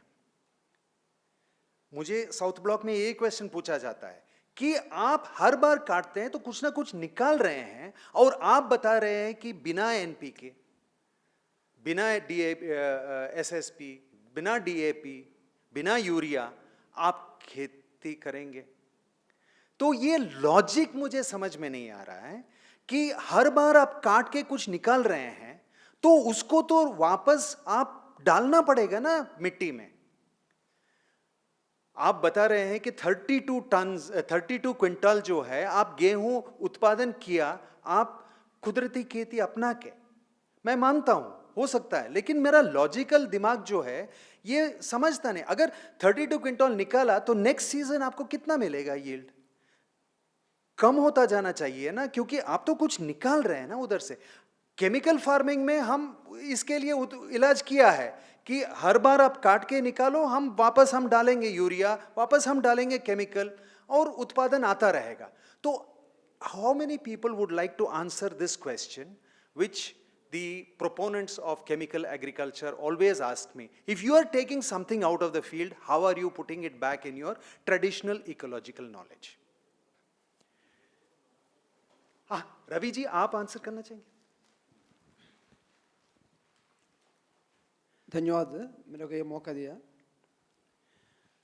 Since I am doing natural farming 2016 onwards, I am a big fan of Subhash Palekar जी, क्योंकि मेरा जॉब रिजाइन करके पालेकर जी का मीटिंग को अटेंड हुआ. वही समय में मेरे को अंडरस्टैंड हुआ है देसी सीड बिना हम आगे जा नहीं सकते. ठीक है, देसी सीड को हम लेकर आ सकते हैं, उसको प्रोटेक्ट कैसे करते हैं? अगले साल को हम ये देसी सीड को कितने साल तक हम प्रोटेक्ट कर सकते हैं? So ये आंसर्स के लिए मैं कोशिश किया और मैं gone through 4 states, Chhattisgarh, Odisha, and Maharashtra, and tribal areas of some Andhra Pradesh. So देसी सीड पक्का है मिलेगा ओनली पहाड़ों एरिया में, क्योंकि बिना chemical fertilisers they can cultivate the procedures and they will take only cow dung and cow urine and सालों का साल उनका जमाना का पहले उनका ग्रैंडफादर का पहले से उनका जो सीड है वो प्रोटेक्ट करेगा इन parts mud parts and some of the bamboo containers with applying the cow dung inside the bamboo containers and applying the mud over the top of the seed container. So it will remain 3 to 4 years, germination values will not fall down. So for that I have taken experience and I have done my experiments in my own field. 2016 and 17 I have 2 acres land. In that I have cultivated 5 varieties of paddy. As I have experienced only 12 bags of 12 quinta only per paddy aya. Even though I have not worried because I got good yield and I have practiced the natural farming 4 factors. आपने मैं एक question rise किया है, हर साल आप निकल रहे फिर इसको कॉम्पनसेट कैसे करना है. पालाकर जी 4 फैक्टर्स किया है, सबको मालूम है. पहले बीजामृत इसको सीड को ट्रीटमेंट करना है. नेक्स्ट जीवामृत, इसको जीवामृत देना है और नाला में दे सकते हैं और ड्रॉप जैसे दे सकते हैं, कैसे भी उसको देना है. और third mulching is most important thing. जो खेती का जो वेस्ट होता है, कोई भी खेती में काम करता है, हम पैडी करता है, पैडी के साथ और नेक्स्ट सीजन में सीसामी करता है और पल्सेस करता है, कोई भी उसका जो वेस्ट है बाहर कट कर निकलता है उसको फेंकना मत, उसको reproduce and recycle in the fields and applying the Jivamrit on the top of the this agri waste. Why we called maize waste also. Everything will be decomposed and converted into NPK later. So that is the Palagiri ji हमको बताया है in lot of meetings में. Mulching is the most important thing because after cutting the fruit, the tree will have remaining all the NPK levels in the trunk and everything, all the leaves. We will simply remove the tomato plant and brinjal plant and throw it out. Some of the layman farmers jalata bhi hai. So the carbon content will be 0.1, not 1. Natural carbon content will not improve after burning. So it should be decomposed, then only the NPK levels will improve. And finally, VAPSA. VAPSA is nothing but giving Sukshma पानी system. सो पानी देना तरीका क्या है, एक आम का पेड़ है, आम का पेड़ 12 बजे के समय में उसका सनलाइट गिरेगा उनका top of the tree, the surrounding by the shade is the water point, not in the nearest point of the stem. The water will be suck near the end of the shade only. The baby root system will be there only, the water will be suck, the moisture will be take from that place. So giving water, particularly different plants in the different ways is most important. So these 4 phases we follow, then automatically we will succeed in the future. Thank you very much. Thank you. My point again, coming back, yes, of course, we all are quite knowledgeable about Palekji's natural farming technique, which has been mentioned in this year, this union budget as well. We understand all this. My question again is coming back to the root of it. That when we are doing in a rainforest, for example, when a rainforest, you are not taking anything out. So the leaves will fall, the fruits will fall, the animals will eat, their dung will fall. Everything is in a closed ecosystem. So I can understand a rainforest sustainably continuing for millions of years without doing anything to it. But in an agricultural farmland, you are cutting and taking out. If you are taking out so many tons of food, then something must have got used in the land. That how do we keep on claiming that we will continue to get good yields year after year in traditional ecological knowledge? Ye question jo hai, if you want to try, Umaji. Yes, please. we'll focus on this aspect, yeah, because I know the people from the government always ask me this question. See, in conventional farming, you put chemicals to give the nutrition to the plant. But in natural farming techniques or organic farming, what you do is you only need to give the biopesticides and biofertilizers. What is that in natural farming? It's all cow-based as far as Shishi natural farming or zero budget natural farming or Subhash Palekar natural farming, whatever you may call, in India, because cows are available in large numbers than in any part of the world, I feel so. So with that, we fertilize the land, okay? That is in a closed ecosystem, as Dr. Prabhakar Rao is suggesting. There it is self-sustainable because nothing is removed from there.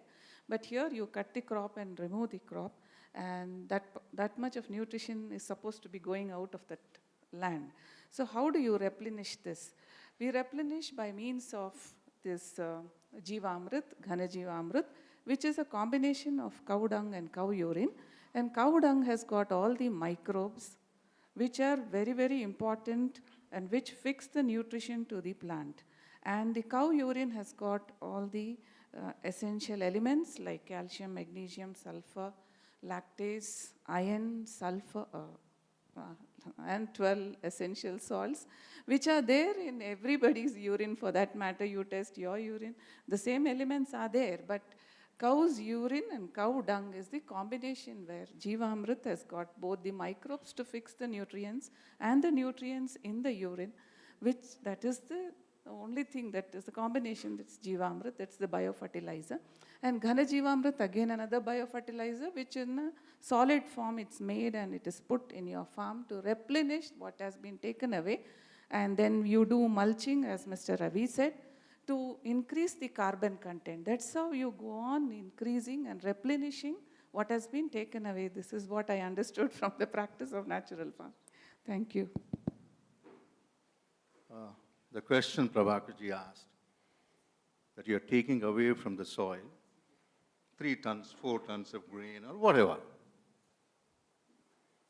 Let us analyze what is this 3 tons or 4 tons that you have taken away from the land. Very good point. What does it contain? C, H, and O. Carbon, hydrogen, and oxygen. We are giving the soil hydrogen and oxygen from water. You are continuously giving to your field the water. Got it? Point number 2. You are having nitrogen, which is a major element that you want, and the entire planet is enveloped by what? 77% nitrogen. And carbon dioxide, 1 or 2%. 2% means we are already doomed. We can't even sustain. Global warming, we're already talking about it. We need to take away this carbon dioxide from there. So this whole mass that is coming, C, H, and O, from the air, from the soil, and all the other elements, as we know, are coming from the soil. One of the major things we are not doing, as per our agriculture science, they also know it. Basically, carbon content comes from your mulching, which we are not doing at all.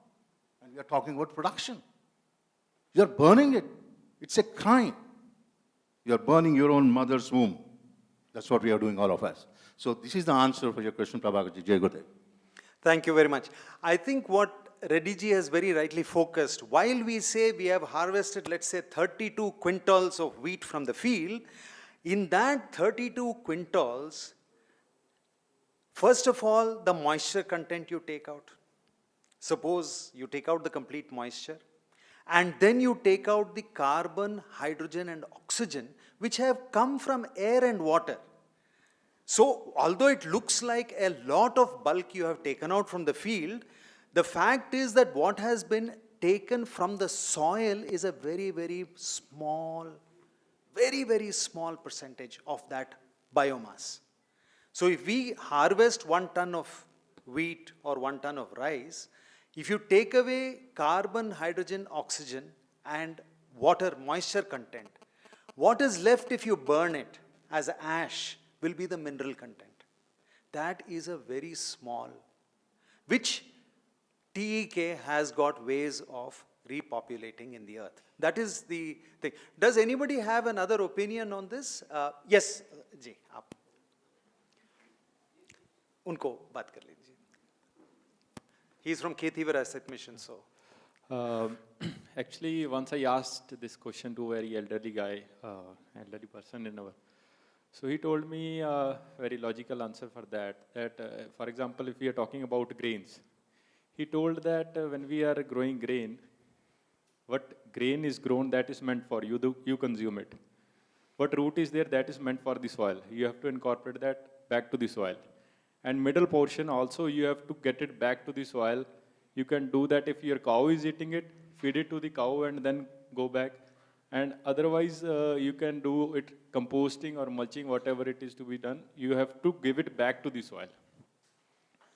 And another thing is that in chemical farming, we are giving all the inputs. The soil is only doing as a medium for holding the crop. All the other nutrients we are giving from outside. But in natural farming, we have to give all the nutrients from soil itself. So soil is acting not only for holding the crops, it is acting as a nutrition supplier also. So I can say that and crop cycle is also important. We can't keep on doing monocot after monocot. And by maintaining the crop cycle, we can do that. Thank you very much. So basically what you're saying is that the fruit nature always meant to be eaten.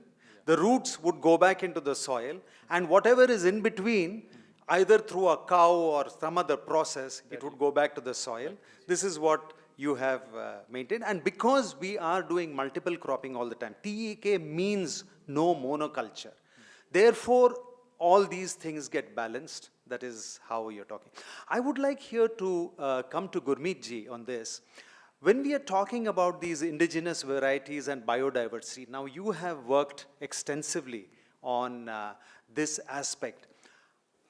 Very quickly, how would you summarize its relevance for today's times, based on the kind of work that you've been doing, Dr. Gurmeet?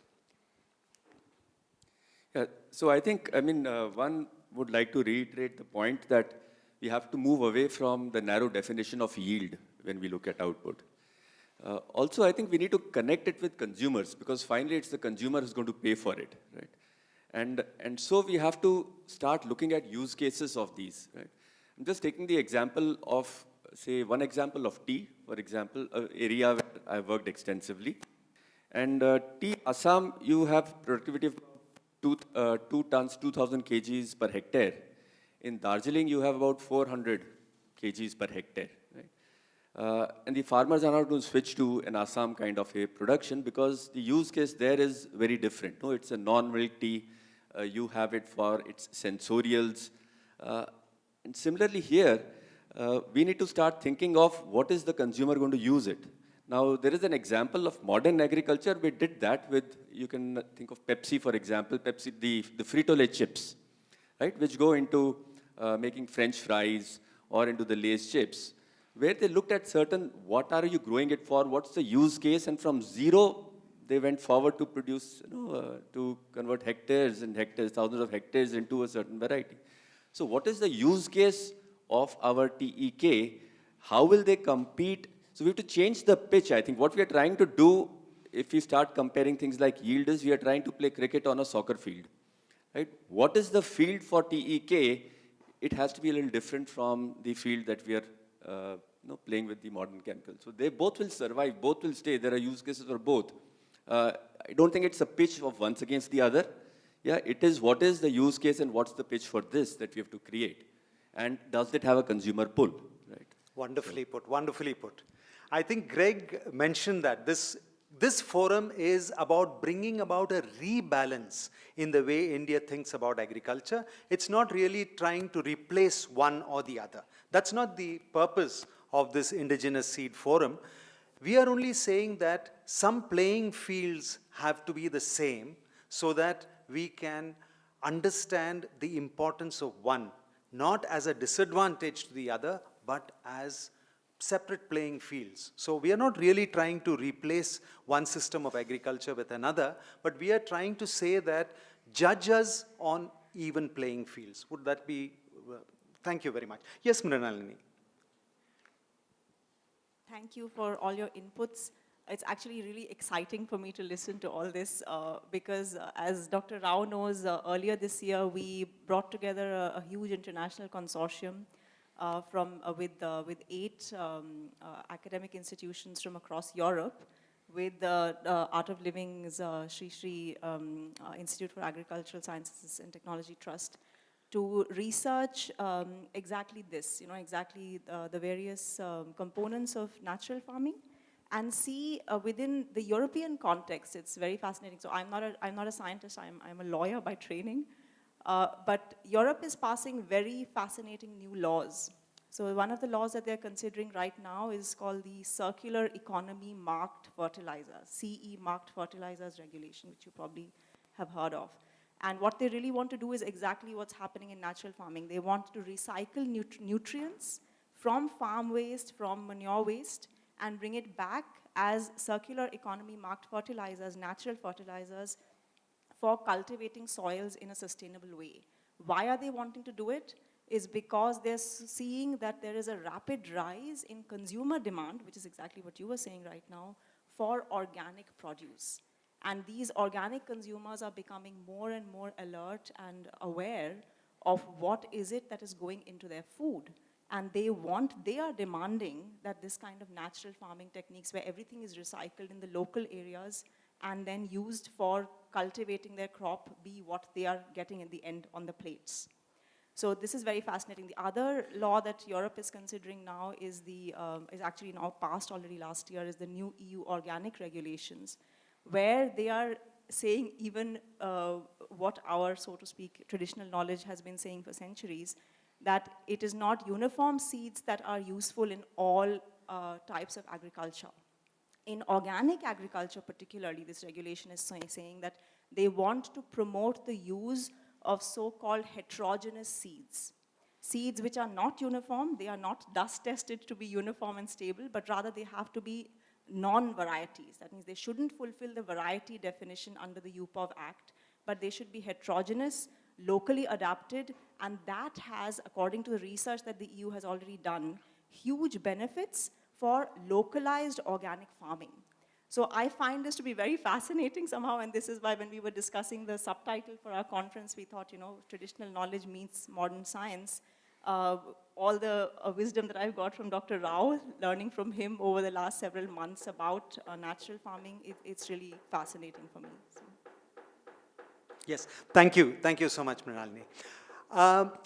So I think we are more or less come to the understanding that yes, there is a logical way of understanding how TEKs work when you compare it with the conventional understanding of chemical farming. So we have a certain logic that works. We also have understood why native seeds, indigenous desi seeds are very, very important. They need to be protected, they need to be revived, but you have to give them an equal playing field. You can't put chemical and say now perform. It won't perform. Okay? And you can't say I will do monoculture and it will perform. It will not perform. It will perform when it is done in the way it was meant to be done. I think we are understanding this more or less. Comes to a very other interesting point, which I have had several discussions with many of you in the past few months.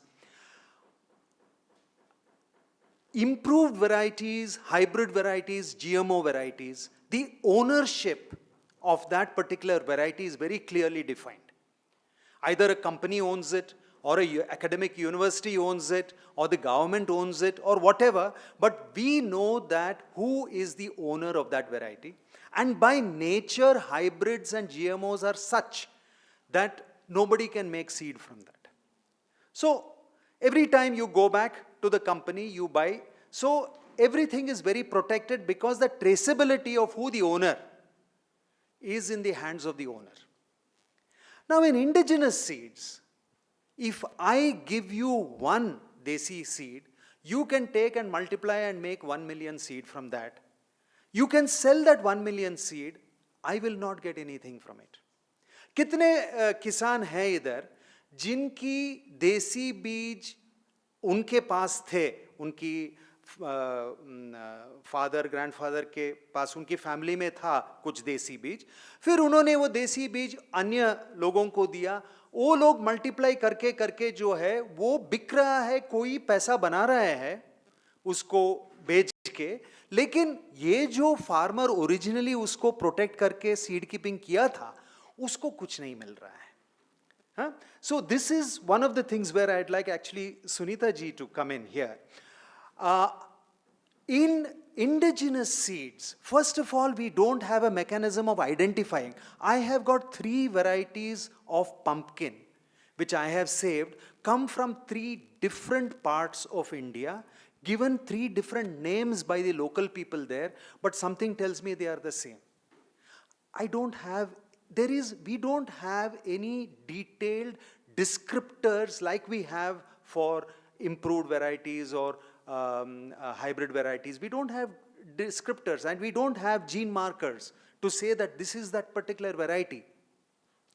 तो देसी बीज किसका था और वो जो सालों से उसको सुरक्षित रखे, बार बार उसको मल्टीप्लाई करके वो उसको जिंदा रखा है ये पृथ्वी पे, क्या उसका कुछ हक नहीं बनता कि जब उसका मल्टीप्लिकेशन कोई और करके भेज रहा है उसको उससे कुछ थोड़ा सा जैसा रॉयल्टी ना मिले उसमें से?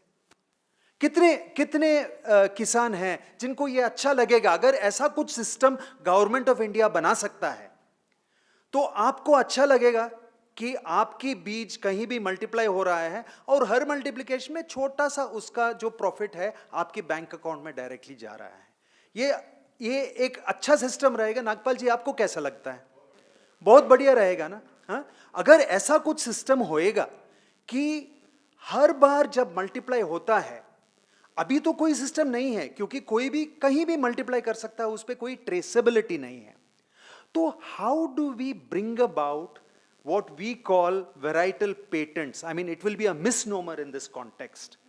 But how can we protect the seed keepers who have really put their heart and soul to keep these indigenous seeds alive? So we have already a system in place which has to be properly implemented. This is under the Biological Diversity Act of 2002. And under that, it is a 3-tier form of administration. जो सबसे ऊपर जो है वो National Biodiversity Authority है और हर state में State Biodiversity Boards हैं. And at the very local level, at probably the panchayat level, there is supposed to be a Biodiversity Management Committee. If you're talking about the panchayat level, we're supposed to have about 6.5 lakh Biodiversity Management Committee. But I believe that it is still being implemented. The law has been in place for some time, but it is quite a task to implement it at that grassroots level. That is what I understand. But under this, one of the things that, the responsibilities of the Biodiversity Management Committee is People's Biodiversity Register. अब ये जो register है, इसमें it is supposed to capture the local variety, whether it's growing there, who are the people who have it, what quantity, what are the areas it grows, because what is fine in one part of the country may be extinct or a threatened species in the other part of the country, and it varies from place to place. So this biodiversity, the people's register, the biodiversity register is a great way to capture this information, and because we have IT solutions, make it available to everyone, so that any trader or any company which wants that kind of bioresource for purposes of creating a product or for whatever purposes or even just trading purposes knows that this is the place to go and to access it. The farmers from other places who want to research or a university that wants to research, they're also in a position to access that information. But first, we have to do the data collection and then put it in place. that is not really available right now. Yeah. So we have the laws in place, we have the legal protections in place, but the implementation of that, because of the nature of lack of traceability, generation to generation of indigenous seeds, we are having issues with that. Very quickly, let us discuss that. And perhaps I would ask MSR to come in this. See, one of the biggest problems for implementing natural farming in the country, MSR, today, is the lack of availability of quality desi seed in quantity. Suppose I want to do 50 acres of native Sonamoti wheat cultivation. I don't have the seed today. So today, if we are talking about the union budget giving impetus to natural farming, there is a fundamental block which you are going to face, that desi seed is not available in the kind of quantity and reliable quality that the chemical seeds are, the conventional agriculture seeds are available.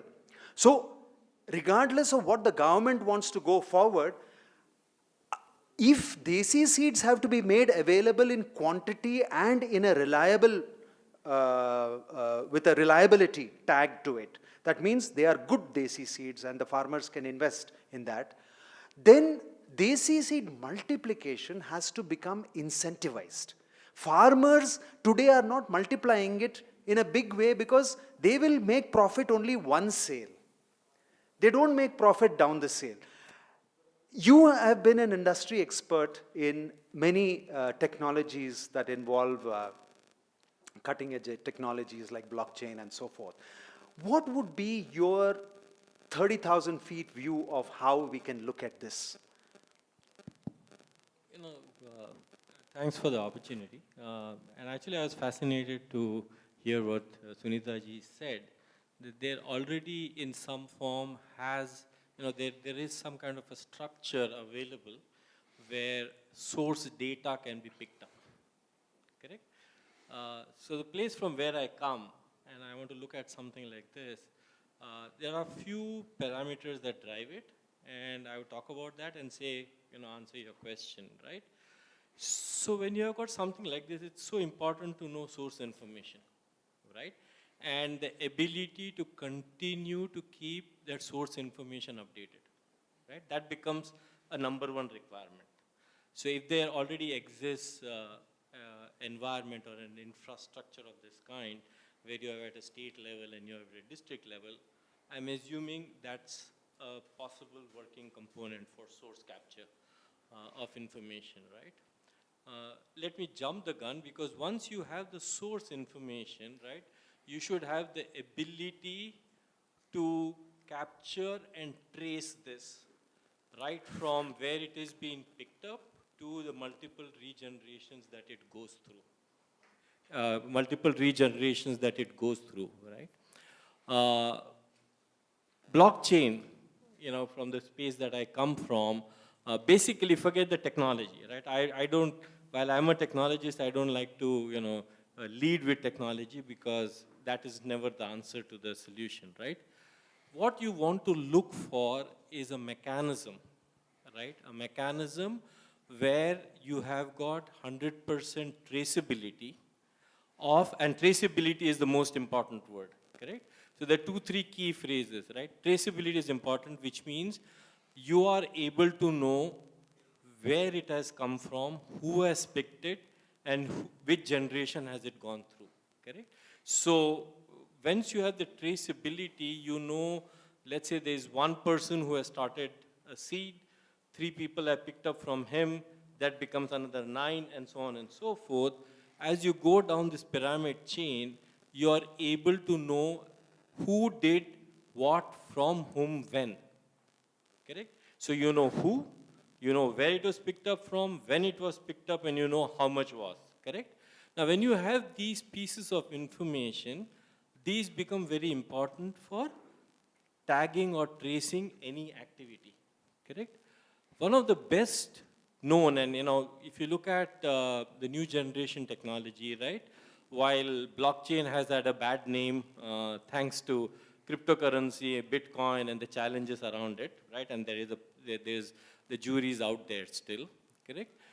The key that blockchain brings about, and it is a technology which is much larger, impactful than the internet itself was. So if internet did something for information, blockchain is doing it for transaction. So you can well imagine, start imagining and visualizing the world that how from 95, 96 onwards till now, how information dissemination, access and usage changed completely because of internet, which became the core building block, correct? Blockchain is the same to the transaction world, right? Completely to the transaction world. And what we are talking right now is about transactions, correct? If I'm able to trace this transaction of where did it come from, who took it on, where did it go next, and so on and so forth, then I have a framework available where I can easily trace, okay, what all has happened. If I establish this system, correct, this technology exists, right, and people are already using it in very different phases, in very different manners, right, but once this is created, this infrastructure is created using blockchain as the enabling technology. You could use possibly other DLT technologies also that is there, but blockchain is a fairly well-mature, well-researched, well-developed, and well-productized technology, correct? Okay. You can then set up the framework. Once you set up the framework, then it is very easy, because once you have the framework, then you're now looking at the next piece, which is linking up the financial piece to it, right? Now, there are two schools of thought around the financial piece I would think that could come up. One which is logically linked to blockchain as a technology, if you permit me to use that in the generic form, correct? Which is cryptocurrency, correct? Now, logically, people would want to link cryptocurrency to this and say that once I have this framework, it will be now, I know who has taken, how much has been taken, what is a pecking order, and then based on which, let's say the guy closest gets 100%, the other guy gets 90, other guy gets 80, 70, 60, going up the pyramid that you're talking about. The issue is you don't want to introduce, and I come from the world of last 9, 10 years spending time in the area of digital transformation. And it's never the issue of technology only, it is the issue of adoption that you really want to look at, right? Success is not because you have the technology. Success is because you are able to adopt that technology and make the difference. That is all. If you look at worldwide for anything that is there, right? Whether it is the cloud you talk about, IoT you talk about, blockchain you talk about, any of them, right? So my proposition over here is cryptocurrency is very logically connected to blockchain, but not necessarily required, correct? And cryptocurrency has enough challenges, that's my school of thought, has enough challenges because it has got regulations, blah, blah, blah, and so on and so forth. It's a huge topic by itself. So when you're trying to introduce something new, and I'm an engineer by qualification, is I always like to work with least number of unknowns when you want to promote something, correct? So here what I would look at is, while that is an important component, maybe we should look at the financial angle being linked with some existing mechanisms of digital transfer of money rather than cryptocurrency at this stage. Obviously that option is always good to have and open to have, but you don't want to block off your ability to adopt this with something which you don't have control on. Other systems you have controls on, like any other digital method of doing. Linking these two together may be a very nice framework of rolling out, capturing information, having a traceability of the information, and the ability to do a financial transaction around it. So that's, that's So what you would say that existing platforms like UDI, ENAM, direct subsidy transfer, all the existing IP stacks of the government itself could be used to create. Yeah. Because the expectation is when you create a digital platform like this, see what you will create is a digital platform, right? You want to have a mechanism where you do transaction financially also in a digital method. Correct? So then it is a very, very interactive, very self-contained system that is there. So when you talk of a digital financial mechanism, there are two options. Use standard platforms that exist today, the government has established a mechanism that is there, and the other one is cryptocurrency, but keep it as an option that is open. As the government becomes more mature around it, as the laws start coming around it, because this even as of last 2-3 days back, the documents that really came out still talk about a decision to be made, which way to go. And each country talks and approaches in a very different manner. So why do you want to block yourself? Your objective is not to play with technology. Your objective is a mechanism to incentivize seed growing and get the benefit to the people to create it, right? So work with platforms that exist would be a logical choice, in my opinion. Raghu, would you add anything to what MSR? You are also from the domain expertise. Yeah, I mean, what he says, I think, is the most logical way to look from a technologist perspective. Please use the mic. I mean, blockchain, I think, offers us great opportunity to be able to do traceability. And now there are mechanisms and platforms available by the Government of India to make financial transactions happen. So even without going to the crypto part of the area, which, as he says, will mature at some point of time, but I think just taking the mature blockchain technology with the availability of the current IP stacks. government platforms, including Aadhaar and the platforms that are already available, I think is a great way to do it. Okay. So अभी इनका कहना है कि अगर digital laser technology blockchain इस्तेमाल करके बताइए कि एक देसी बीज का एक्सचेंज गवर्नमेंट ने स्थापित किया, तो इसका मतलब ये रहेगा कि मान लीजिए आपने एक देसी बीज को वो एक्सचेंज में रखा, फिर उसका बिक्री हुआ, हाँ, फिर 4 लोग उसको मल्टीप्लाई करके वापस वो एक्सचेंज में ले आके फिर भेजे, फिर और लोग लेके उसको मल्टीप्लाई करते गए. हर ट्रांजैक्शन जो है, हर बार कोई आपके बीज लेके मल्टीप्लाई करके उसको बेचते हैं, तो ऑटोमेटिक ये ब्लॉकचेन स्मार्ट कॉन्ट्रैक्ट की द्वारा आपके अकाउंट में हर ट्रांजैक्शन की कुछ ना कुछ एक परसेंटेज, जैसे कोई किताब लिखता है, उसका बार बार छापते हैं, हर बार छापते हैं तो रॉयल्टी तो उसके अकाउंट में आता है ना, जब भी वो बिकता है तो बोलो. इसी तरह जो है, अगर देसी बीज रक्षक ये ऐसी कुछ सिस्टम पाए तो आपको कैसा लगेगा? ये गवर्नमेंट ऑफ इंडिया अगर ऐसा एक बनाएगा तो आपके लिए ये बहुत ही महत्वपूर्ण रहेगा कि नहीं? आपकी इनपुट दे दीजिए. Prabhakar ji, with the due respect, I strongly disagree with you on this. I think we can't take royalty on this indigenous seeds. For example, I want to tell it with example. I can't claim that I invented that seed. Its seed may be there from centuries. I just identified it. Okay, so after identifying, I can't say that this is my seed. Some farmer in other part of the world may already be cultivating it. So how I can claim that that seed is mine? First thing. Second thing, I think we should work it other way. That we should, organizations like Art of Living, when we find any traditional seed, we should register it. So that any other multinational company should not do this, what we are planning to do. That we should take royalty on that. They should not claim that we have invented the seeds and we want royalty on that. We should do it for free, like we were doing from centuries. It is the extra burden we are putting on the farmer. I can't claim that I just identified that seed and it is popular. Wonderful. I mean, that's how seed keepers have been working for thousands of years. हजारों साल से जो है बीज रक्षक तो यही भाव से तो काम करके आ रहे हैं कि I just want to say. Yeah, let me just finish. I will give you the opportunity.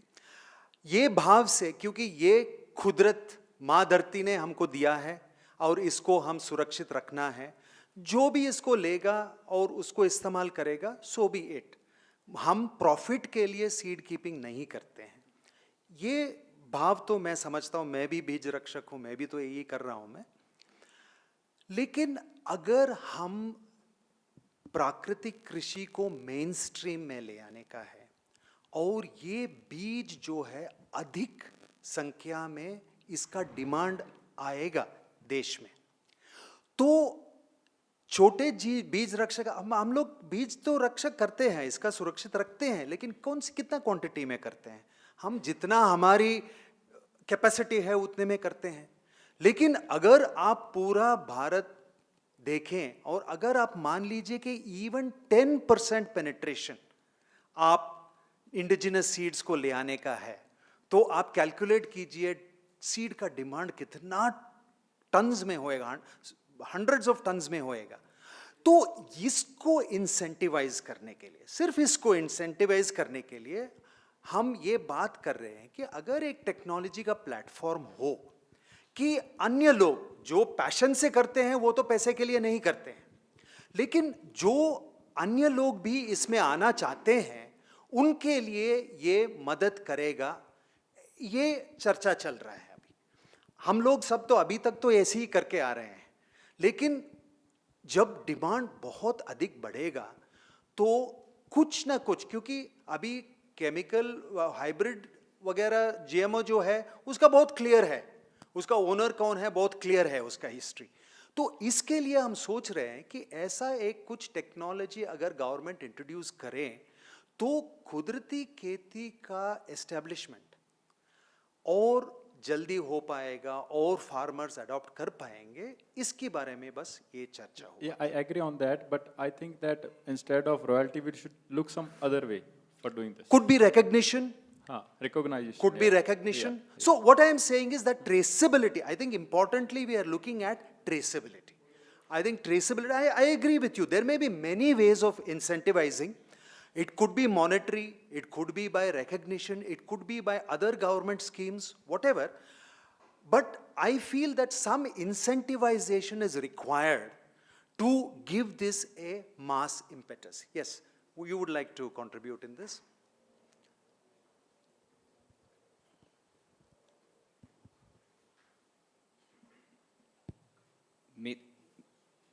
Can I speak in Hindi because it will be more easy for me? मैं दार्जिलिंग से हूँ और हम लोग ने मतलब मेरा 5 साल का एक्सपीरियंस सीट रखने के लिए, मेरे पास मतलब फ्यू सीड्स थे 6-7 वेराइटी का. अभी वो मेरे पास 1 किलो मेरे पास आते हैं ऑटोमेटिकली. कैसे? सिंपली हम क्या करते हैं, फार्मर को देते हैं फ्री ऑफ कॉस्ट और उनको बोलते हैं जैसे आपको मैंने 10 सीट दिया, मुझे 10 सीट आप मुझे बैक कीजिए. और वो क्या क्या यूज करते हैं उसमें हम फोकस करते हैं सिर्फ. तो वो क्या करता है, हम 10 फार्मर्स को 10 सीट दिए, तो फ्रॉम 10 फार्मर 10 सीट हम मेरे पास आ गया. और फिर वही जो फार्मर ने सीट ला के दिया वही फिर दूसरे फार्मर को हम देते हैं और उनके साथ एक एग्रीमेंट करते हैं, आपको ये सीट मुझे देना ही है. सिंपली बटर सिस्टम जो हम लोग का पहले था, लेना और देना, अभी हम लोग का क्या हो गया है, सिर्फ पैसा का टर्म में हम बात कर रहे हैं और कुछ नहीं. सीट सेल किया, पैसा आ गया. लेकिन अभी क्या हो रहा है, न्यूट्रिशन वैल्यू में हम पैसा को तोल नहीं कर सकते. और एक चीज जो सर ने कहा था, जैसे जो 200 मतलब ये 2000 क्विंटल और 400 क्विंटल जो दार्जिलिंग का बोला, मैं दार्जिलिंग से बिलोंग्स करता हूँ. और उधर मतलब एक लैंड में हम लोग का पेपर में जो होती है उसमें एकड़ बोल के आता है, हेक्टेयर बोल के आता है. हम लोग का जो मेरे पास जितना मेरे पास जो ज़मीन है वो 1 हेक्टेयर है. लेकिन जब हम एग्रीकल्चर में आते हैं, हम लोग का स्लोपी एरिया है, तो उसमें हम ये कैलकुलेट नहीं कर सकते कि 1 एकड़ में मेरा कितना प्रोडक्शन हुआ, क्योंकि उसमें स्लोपी एरिया है, कभी भी लैंड स्लाइड भी हो सकता है. तो गवर्नमेंट भी एक ही चीज़ में फोकस करती है जहाँ से प्रोडक्शन आ रही है और जहाँ से यील्ड हो रही है. लेकिन ऑर्गेनिक पहले से उधर डिकेट से हो रही है और कुछ यूज नहीं हो रहा है. और पहाड़ एरिया का, सिर्फ दार्जिलिंग की नहीं बोल रहा हूँ, उत्तराखंड में भी ये है कि उधर कर रहे हैं, लेकिन गवर्नमेंट का तरफ से कुछ मतलब फोकस नहीं है वो एरिया में. अभी ऑर्गेनिक हो रही है क्योंकि उधर कर रहे हैं, इसलिए अभी फोकस हो रही है. अभी गवर्नमेंट भी वही पहाड़ में घुसना चाह रहे हैं, वो है reason. Thank you. Thank you very much. So, wonderful discussion so far. Yes, we will come back. I believe that There is a coffee break and a toilet break that is, there's a popular request right now. So what I would suggest is those who would like to help themselves to a cup of coffee, would like to use the restrooms, please do so. Others are most welcome to continue the networking. We will reassemble definitely in 10 minutes. Yeah? 20 minutes. Okay, you are very liberal. So 20 minutes we shall reassemble here. Thank you very, very much. A big hand to all of you.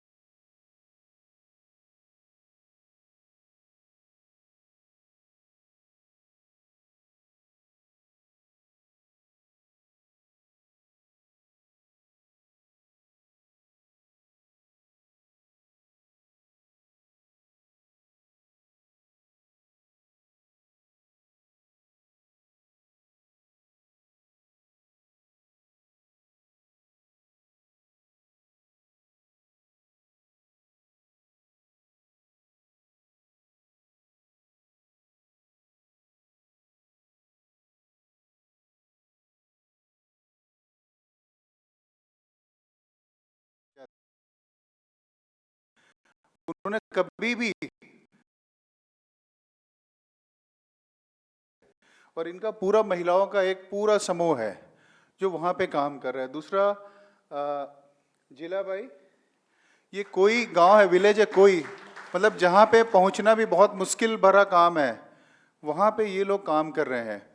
और इनका group पूरा मिला के 2000 बाड़ी, वहाँ पे आप जाएंगे तो कोई 1 एकड़ का है, कोई आधा एकड़ का है, कोई 1.5 एकड़ का है, ऐसे 2000 बाड़ी बनी हुई है। फेंसिंग भी हो गया वहाँ पे, बोरिंग भी हो गया है। सारे आदिवासी ट्राइबल लोग बारे में बोला जाता है कि जो ट्राइबल्स हैं वो सिर्फ शराब पीकर पड़े रहते हैं। उन क्षेत्रों में महिलाएं आगे आईं और इन्होंने इतना कर दिखाया, और बहुत सारा काम ये कर रही हैं। 3rd नंबर में हमारी शिल्पी राजपूत, बाई प्रोफेशन ये फैशन डिजाइनर हैं, लेकिन इन्होंने गौशाला के साथ में स्टार्ट किया इन्होंने, और बहुत सारे by product, value addition, paddy का वैरायटी बासमती इन्होंने इस साल यहाँ पे निकाला, और गौ आधारित जो भी प्रोडक्ट है ये निकाल रही हैं। और एक चैलेंज के रूप में इन्होंने अपना खुद का मार्केटिंग ग्रुप, हमारा पूरा एक चैनल मार्केटिंग ग्रुप है, उसके थ्रू हम सेल करते हैं। तो इससे हमारे यहाँ के जो भी फार्मर्स हैं, जो भी छोटा प्रोडक्ट कर रहा है, कम प्रोडक्ट कर रहा है, हम उनको ऊपर ले जा रहे हैं। और हमारे ग्रुप में एक वेराइटीज़ है, मतलब कि अलग अलग वेराइटीज़ है बहुत सारे, एक तरह के लोग नहीं कि पैडी उगा रहे हैं, ऐसे अलग अलग है। कोई गौशाला से जुड़ा हुआ है, कोई बी फार्मिंग कर रहा है, इस तरह के अलग अलग लोग हैं। तो बहुत सारा नॉलेज हमारे को मिलता है और हमको काम करने में बहुत आसानी होती है। हमारे साथ हरप्रसाद जी भी हैं, हम इनको बोलते हैं कि वेजिटेबल साइंटिस्ट। हमारे मॉडल फॉर्म में जो वेजिटेबल्स का जो भी काम होता है, हरप्रसाद भैया ही पूरा उसको करवाते हैं, करते हैं, और आगे का जो भी प्लानिंग है वो पूरा करते हैं। इनका वेजिटेबल्स के बारे में इतना ज़्यादा नॉलेज है, आप जब बैठ के बात करेंगे कि सीड्स का उनका नॉलेज, जो हम लोग बोलते हैं थरहा लगाते हैं,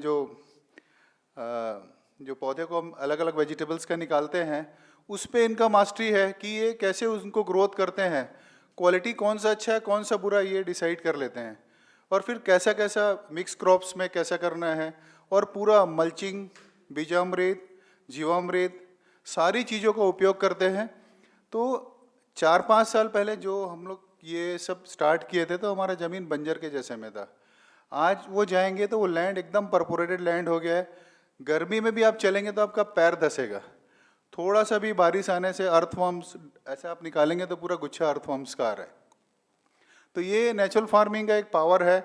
हमारे यहाँ पे 5 to 5 फीट्स में भी वाटर लेवल में नहीं है, पानी भी नहीं आता है। अभी वहाँ पे धीरे धीरे नेचुरल फार्मिंग करने के कारण वाटर लेवल बढ़ रहा है। तो और भी हमारे यहाँ जो पैडी करते हैं, पैडी के लिए, वीट्स के लिए हम लोग, हमारे यहाँ एक से एक स्पेशलिस्ट हैं। और चौथे नंबर में हमारे देवेंद्र यादव जी हैं, ये बरतौरी से हैं, और ये पैडी के ऊपर में देसी, सिर्फ देसी के अलावा कुछ भी नहीं करते हैं। और छत्तीसगढ़ में हम ये देख रहे हैं भी काफ़ी प्रभाकर सर का बहुत सपोर्ट रहता है, गाइडेंस रहता है, SSST डिपार्टमेंट का बहुत ज़्यादा सहयोग रहता है। तो इसी के कारण हमने किसानों को सिखाने के लिए मॉडल फॉर्म भी हमने बनाया कि वहाँ लोगों को दिखा के, लोगों को बता के सिखा रहे हैं। तो मैं चाहूँगा कि इस तरह की चीज़ें और हों, लोग इस तरह के मॉडल बना के और ऐसे वैरायटीज़ को जोड़ के हम नेचुरल फार्मिंग को केमिकल फार्मिंग से ऊपर तक पहुँचा सकते हैं। जय गुरुदेव।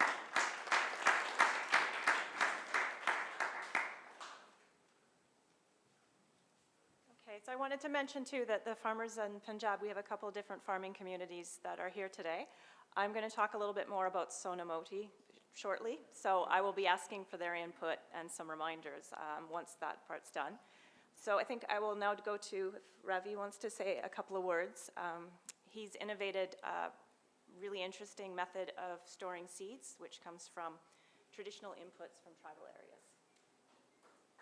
जय गुरुदेव। मैं श्रीकाकुलम से हूँ, आंध्र प्रदेश से, which is very near to Odisha border. As per our community based, हम ब्राह्मण हूँ, पूजा पाठ करता है, मगर मैं एनवायरनमेंट साइंस PG किया, मेटलर्जिकल डिग्री किया। बाद में मैं सीमेंट इंडस्ट्री में 22 इयर्स काम करने के बाद किधर भी जाओ मेरा घर का आसपास थोड़ा गार्डन बनाना ऐसा इंटरेस्ट है। घर में भी रूफ गार्डन बनाया। बाद में मेरे को 2 एकड़ लैंड है कल्टीवेशन में इंटरेस्ट होने के बाद 2015 में मेरा जॉब को रिजाइन करके मैं खुद मेरा गांव वापस आया।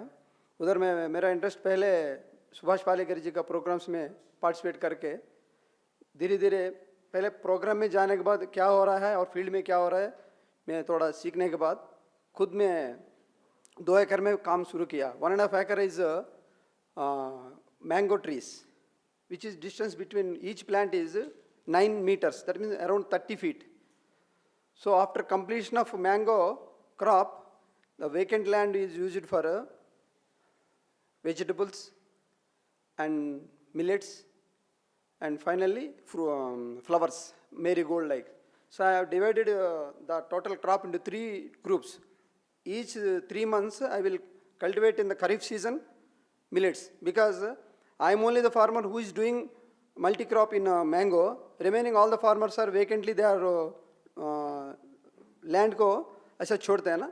So the birds was attacking on my millet farm, completely eaten first year. Single बीज मेरे को मिला नहीं. But मेरे को पसंद क्या है 200 parrots are surrounded my field. I felt very happy. Okay, this year भगवान इसको प्रसाद लिया है, नेक्स्ट ईयर मैं करेगा बोल के आसपास फार्मर्स को मोटिवेट करके एटलीस्ट 50 एकर्स टारगेट करके मैं बीज को फ्री में दिया. मेरा दोस्त बोला 1 किलो सीड दूसरा आदमी को दे के next year we have to collect 1 kilo. So okay I have open my seed bank. In the seed bank I want to increase the seed bank levels. So I have given 1 kilo seed to farmer and collecting 2 kilo. So like that I am preserving all the seeds. Now I have collected now and cultivating 32 paddy varieties, complete desi varieties, which is suitable for my area. In that, first Mysore, Khadarwale ji साहब एक last month में visit किया है. Khadarwale ji only explain about millets. First time has seen my seed the paddy and rice also I have shown which is having lot of protein rich and medicinal values. Red rice, Navara you can see the black rice, but after removing the husk we will get red rice, which is already using the farmers sugar free, so fiber rich. So I have a lot of photos, but later I will show if it is time permits. So the 32 varieties, now I have opened my seed bank with the help of all the farmers. I have prepared one NGO also, Bhaskara NGO, giving those who are already doing natural farming, I am giving freely. Those who are interested to change their food to natural farming, I am giving to them with money. But finally, the second photo is mine. I have participated in seed festival. Wherever the seed festival in all over the India, I will go and attend and get some seeds from the farmers, new farmers, and giving my seeds to them. I have good varieties of vegetable seeds.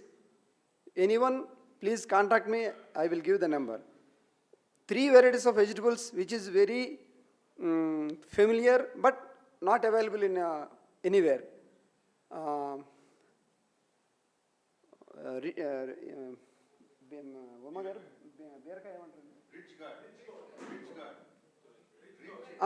Ridge guard. Generally ridge guard will come only one. In my farm, the desi variety 10 at a time will come. I have the photo also. You will confuse also. 10 at a time. If the soil will permit, 20 also will come. That is the seed of the traditional seed which is collected from Paderu, Visakhapatnam near the tribal area. And I have developed the seed. Definitely I will share this seed to any farmer. I will give 1 bees. I have collected only 1 bees. Now I have plenty of bees. Like that red bendi, okra. So many people are having okra. But the red bendi also giving good smell. Nowadays the smell was not coming. You can purchase in market, the bendi smell will not come. Second one. And third one, double beans. Double beans will not grow in some areas. In my area, double beans are growing and red beans. like that, one paddy variety which is familiar, it is related to my area only, collected from one tribal, lady tribal, Kondelu, which is used only 10% of water only. I will give this seed to anybody. 100 grams I will give to any farmer who is preserving the seed. I will definitely give, because I want to multiply this seed all over the India. Because nowadays the water problem is a lot up there. In tribal, why I'm number of times explaining about tribal area and hill area. Tribal area, rainfall is, even though rainfall is there, the water will come outside only. Water will not stay on the Pahad area. Even though the farmers will grow the paddy seed in the tribal area. So I have collected one seed, that is Kondelu, which is grow only 10% of water and 6 feet height. That is used for our cow will eat like biryani. Cow, once I have dropped my cow, I have only one cow, gir cow. I have dropped my first year I have given the grass to cow. One straw will not left. Everything cleanly eaten. Like sometimes other grass he will 50-60% eaten and remaining will throw. That is the, so what I have noticed, my knowledge I am sharing you. So I have only small 2 to 3 varieties of good varieties. I will definitely give the farmers. Thank you for this opportunity. Thank you.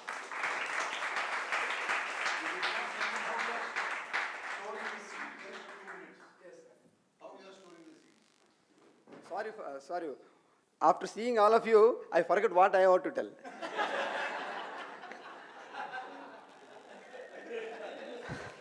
Okay, I got married in 1996. I have no children. My parents told me, why you are going idhar badar? You come here. You stay here. We two and our two. We four. We will live together like that. But I have started at 16. On 2016, I have started my natural farming.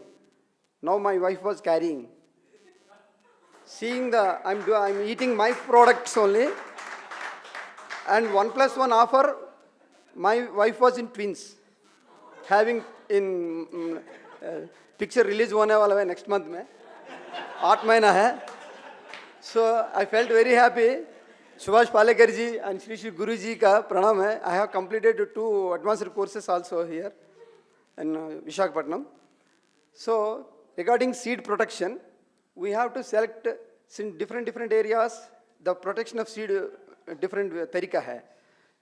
In my area, in olden days, the bamboo containers are only using. Otherwise, big pots, mud pots. And some seeds with the direct seeds will, for brinjal, you will cut and hanging in the roof area.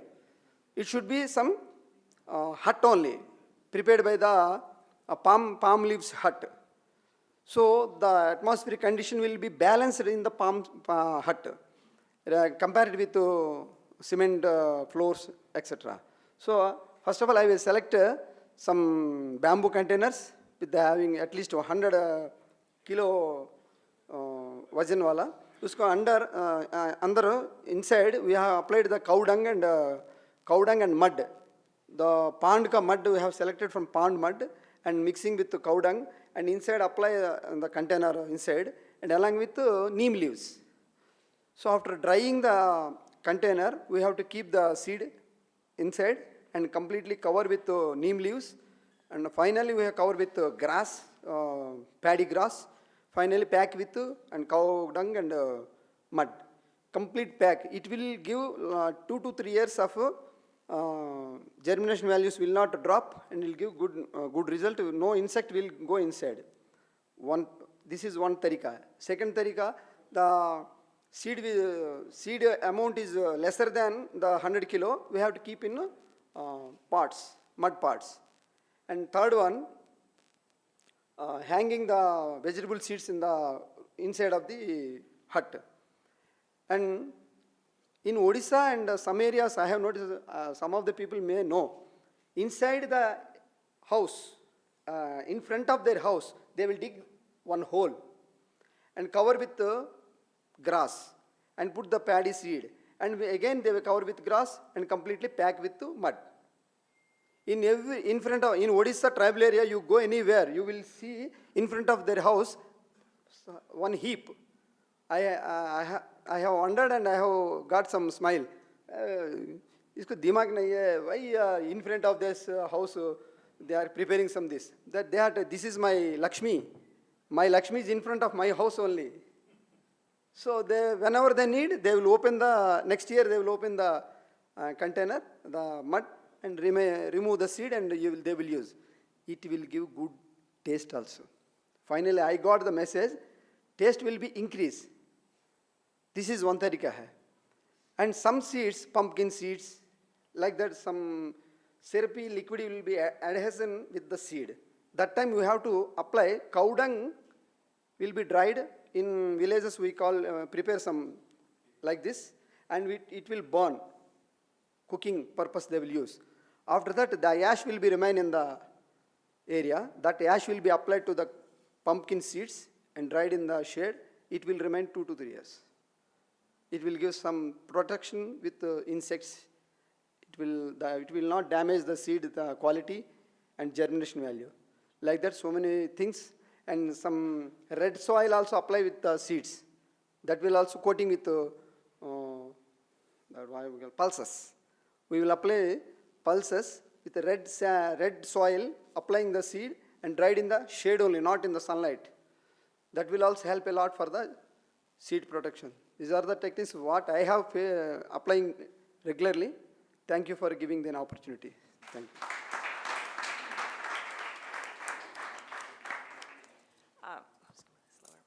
So I went from knowing nothing about silk production to meeting somebody who I think is the foremost expert in producing Muga silk. And I think Jitul's story is really to show that once you start with one innovation, it leads to another. So supporting farmers in seed innovation, you never know what type of innovative farming methods is going to come from beginning that process. But also, he started with conserving the host plants for Muga silkworms, and then that fed to conserving rice varieties, conserving mango varieties. So it's really something that once it starts, so much more can be achieved. Did you want to share anything from your story, Jitul? Sorry, yeah, did you want to add anything to your story? If you want to come up, or there's a microphone too.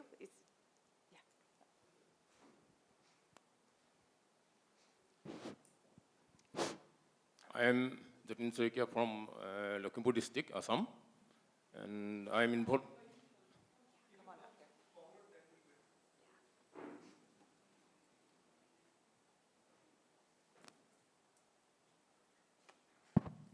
I am Jatin Soikia from Dhokokna subdivision, Lakhimpur, Assam, and basically I am involved with cultivation, conservation, innovation and promotions of Muga culture of Assam. And before talking something about my work, I want just to give something about the basic information of Muga silkworm. Muga silkworm, Antheria assama, found only in Assam in the world, and except Assam, and it cannot be cultivated in any part of world, either in any part of India. And I think the Muga silkworm culture is an indigenous technology and related to the traditional organic farming of Assam. And it encouraged me, Muga culture encouraged me to the conservation of various land races of rice, fruits, indigenous fruits, land races of indigenous rice varieties, and surrounding environments. Basically, Muga silkworm feed on sum plants. In Assamese, it is known as sum plants, sum and sualu.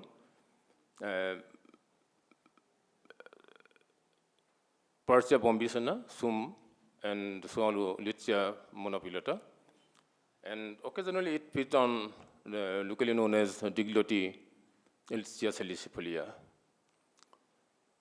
During last 7 years, I was trying to discover more and more landscapes of Sum, and so far I have identified 17 landscapes of Sum, and among them, one of the best varieties selected so far, and I am naming them as the Kothalpotia Sum.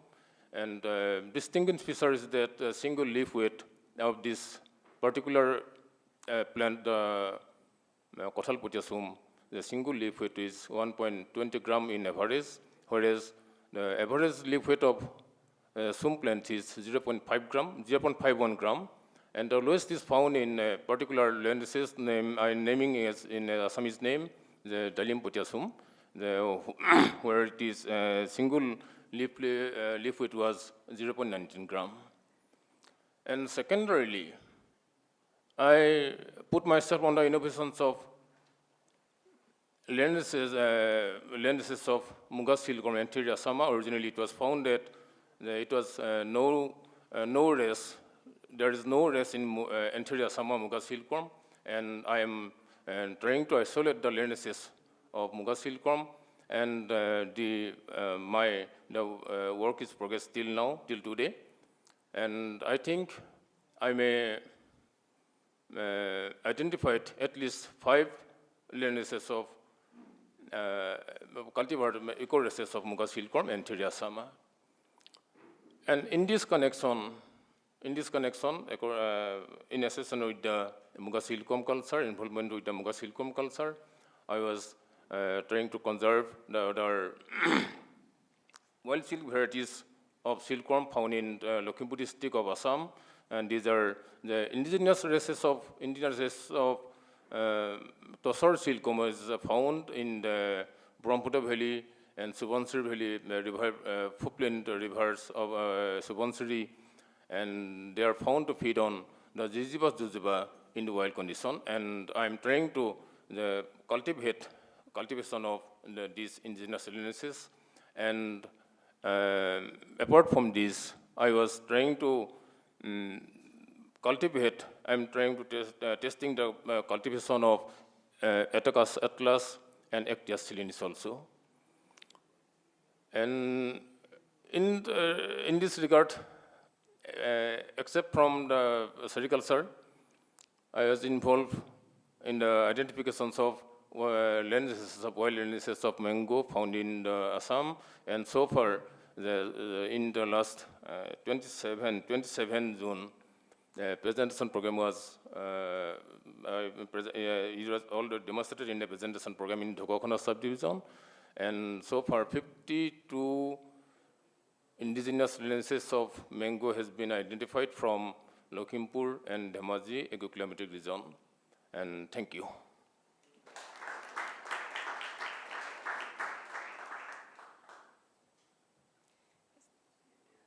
Also from Assam, we had a story of rice conservers, so that was the story of varieties for the rice of life.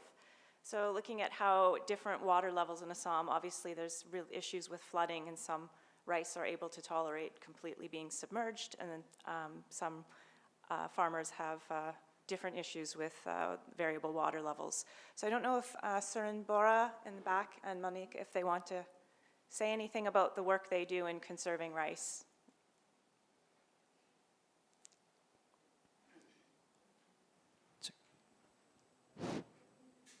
वो असम से आया है, मानिक छेकिया। हम English Hindi कह नहीं सकता है, लेकिन यहाँ का आदमी लोग तो सब हो जाएंगे हमें।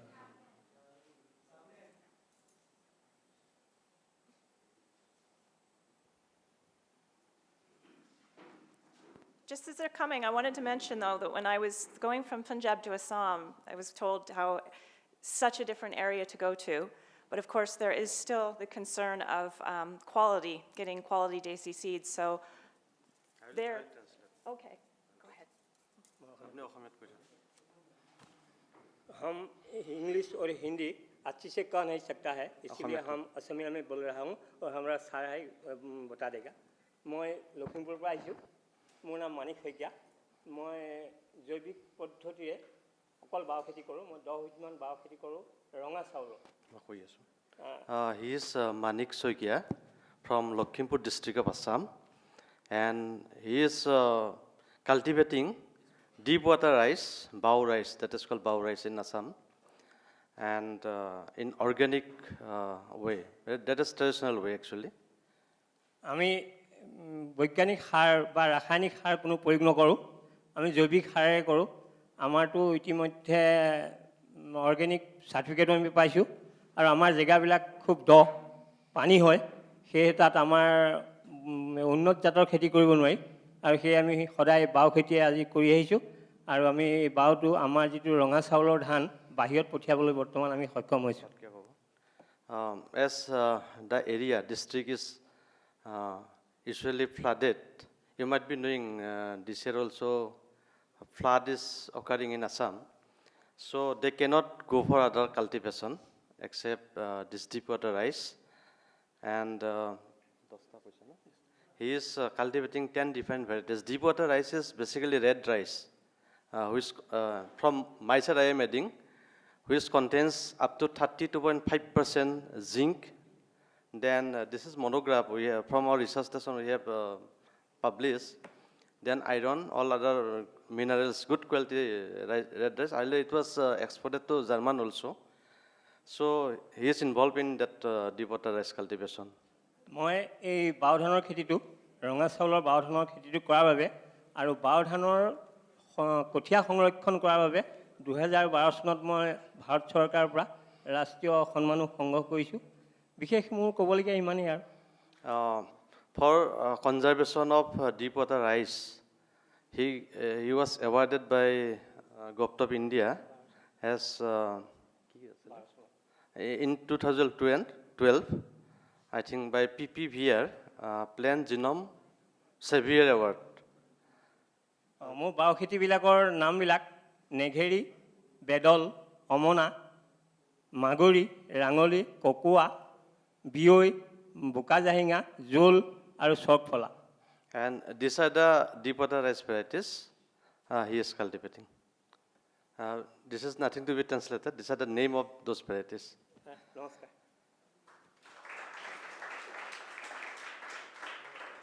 মোৰ নাম চুৰেণ বৰা। নমস্কাৰ, মোৰ নাম চুৰেণ বৰা, মই আসাম লখিমপুৰ জিলাৰ পৰা আহিছোঁ।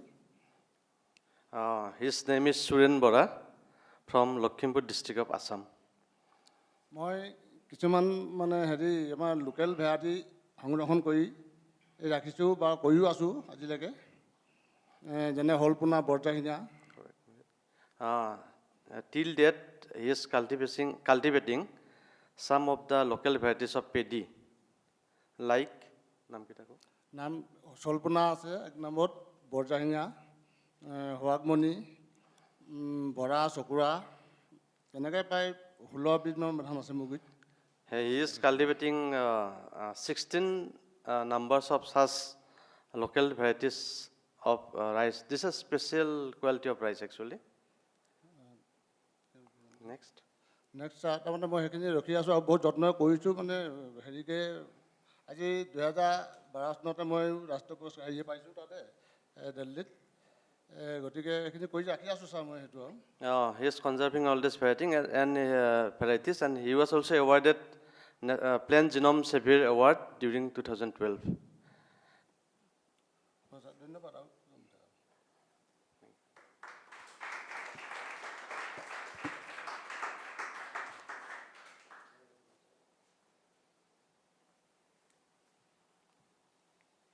Is anybody missing a phone? There's a phone been turned in. Oh, okay.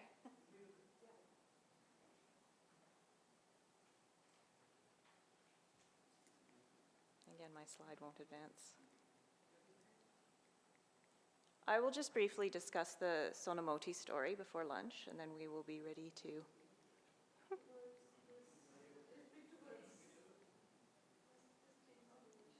Oh. I have some talent. Oh, yeah, I know. I was just going to mention too briefly that the one farmer story I haven't written yet is the farmers from Maharashtra that Sanjay works with. And so that's something that we're working on because Sanjay is a man that does a lot of work and meets up with a lot of farmers. So it's very much doing community seed work with some strong heroes in that work. So I don't know if Sanjay, if you wanted to say briefly something about your work. Come on up.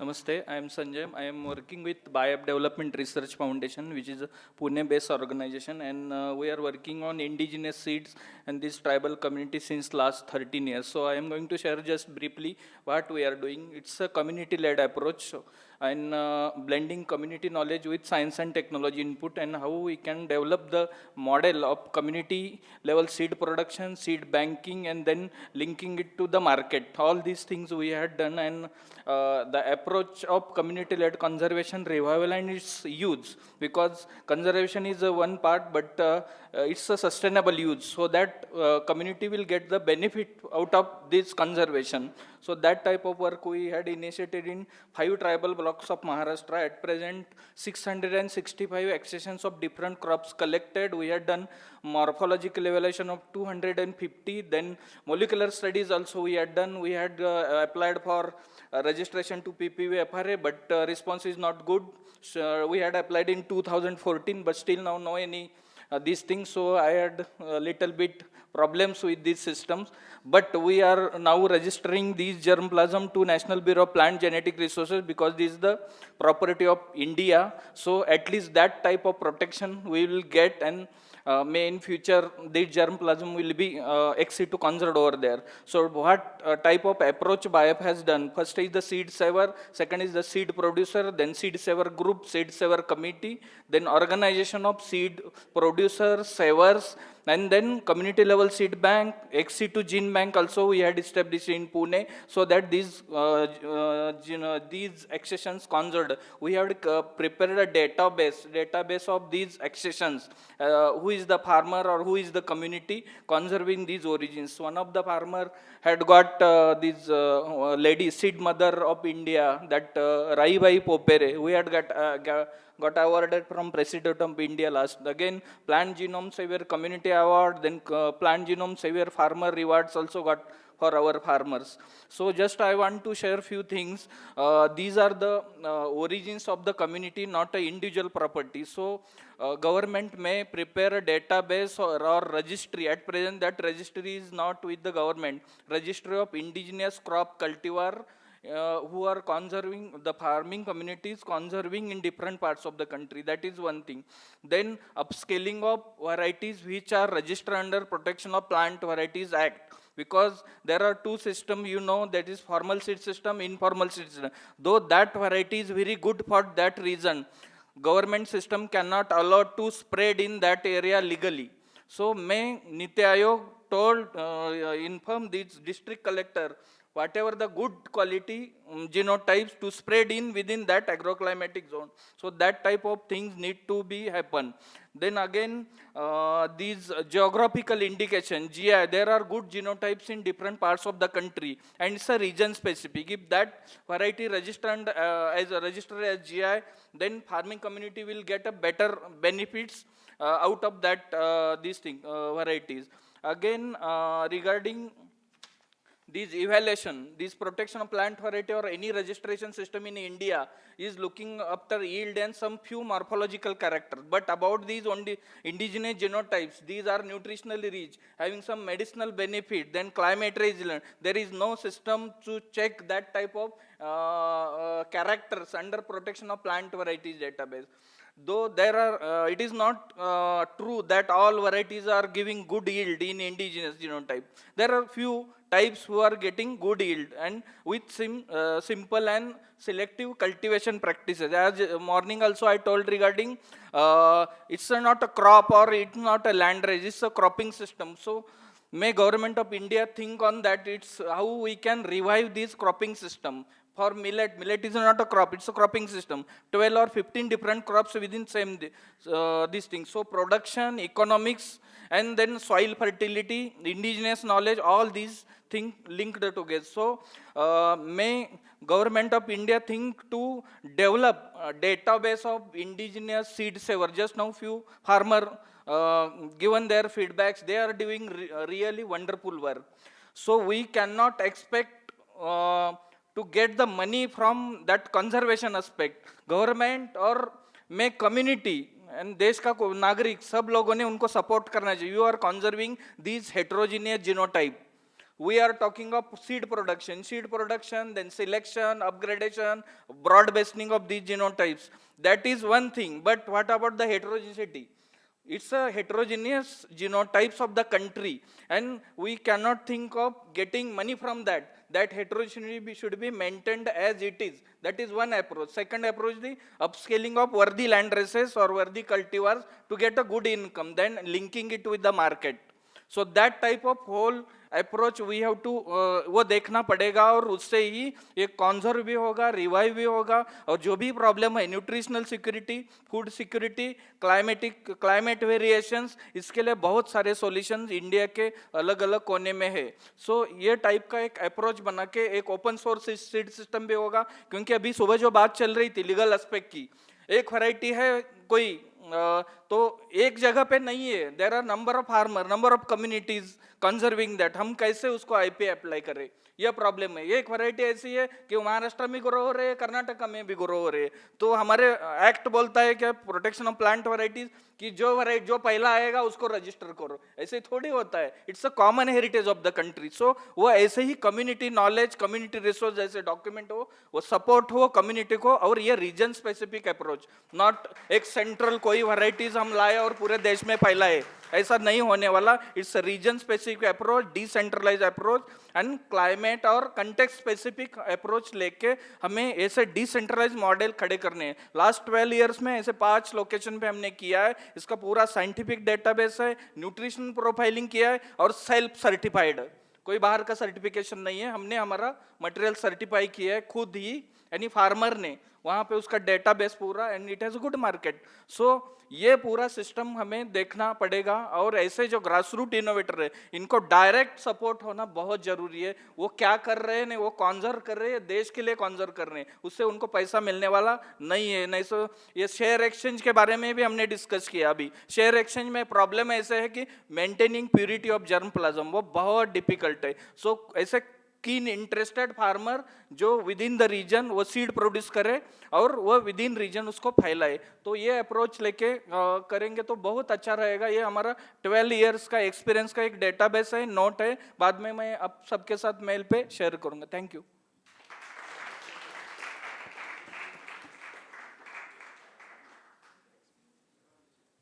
I know we're probably all very eager for lunch, so I'll try to do a brief overview of the Sonamoti stories. So if I can get somebody to advance it to the next slide. I no longer have the clicker. So I wanted to put it into the perspective of emmer wheats more broadly, one of the first grains to be cultivated domestically. So one of the interesting facts of it is for the ancient Egyptians, Herodotus had said emmer grains, there was nothing fit to make bread other than this type of wheat. You can go to the next slide, please. So in fact, the ancient Egyptians really didn't stop eating the emmer wheat, which is the hulled wheat, even when the free threshing wheat was being eaten in the local neighboring countries. It wasn't until political upheaval that forced them to change to a different type of wheat.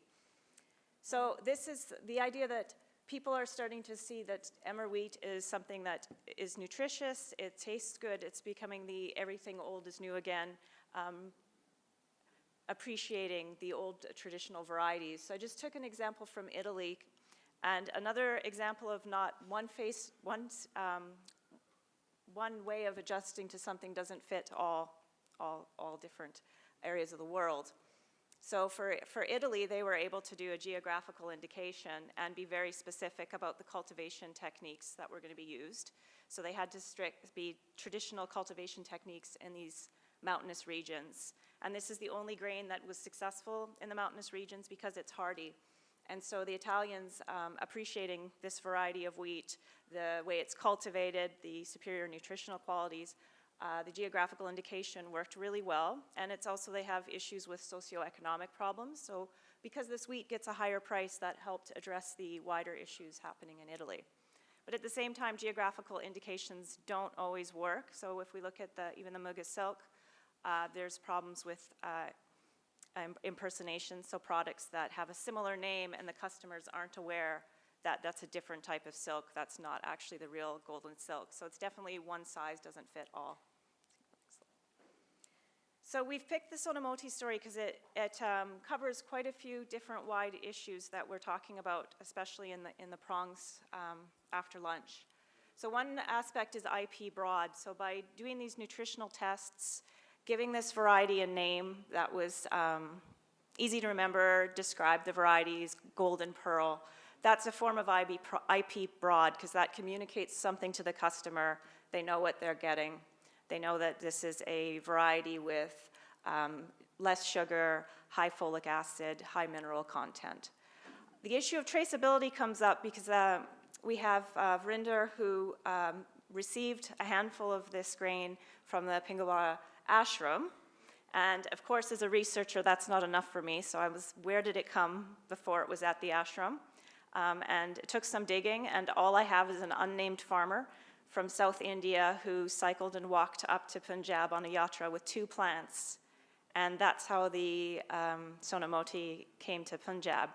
Now, of course, there's probably an entire community growing this wheat in South India that we still don't know any information on. And in fact, what was interesting is in some research, if you look at emmer wheat, it'll say that it's only grown in South India and just very small pockets in South India, so there's no mention of it being grown in northern India yet.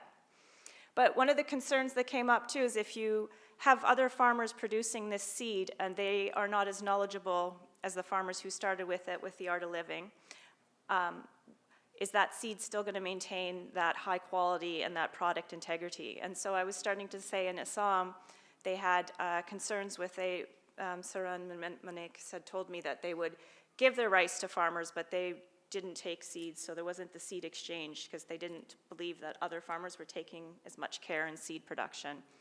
So this is a bit of a flip side of that in not wanting to give the seed up, wanting to train the farmers first before that seed was going to them so that the product was still as high quality as what it started with. Go to the next slide. So now the irony of this slide is I thought I'll quote Herodotus and then I'll quote my dad, who, if anybody was basically speaking nonsense, would say, what does that have to do with the price of wheat? So I think when we're talking about the Sonomoti story and a lot of this wheat, we really need to think about the economic well-being of the farmers as well. It's great that they're doing natural farming and preserving the environment, but we want them to reap the economic benefits of this. And why I'm laughing at the slide is because I put the price for wheat in the Italian story in the notes. For the farmers who had the GI indication, they're getting a much higher price even than other organic wheat. And also I had the price for organic wheat in India compared to Sonomoti. But because it's in my notes, I don't remember the price of wheat. And so I've put this slide, but if anybody from Punjab wants to comment on what they're selling Sonomoti for compared to other organic wheats or anything like that, please feel free to add.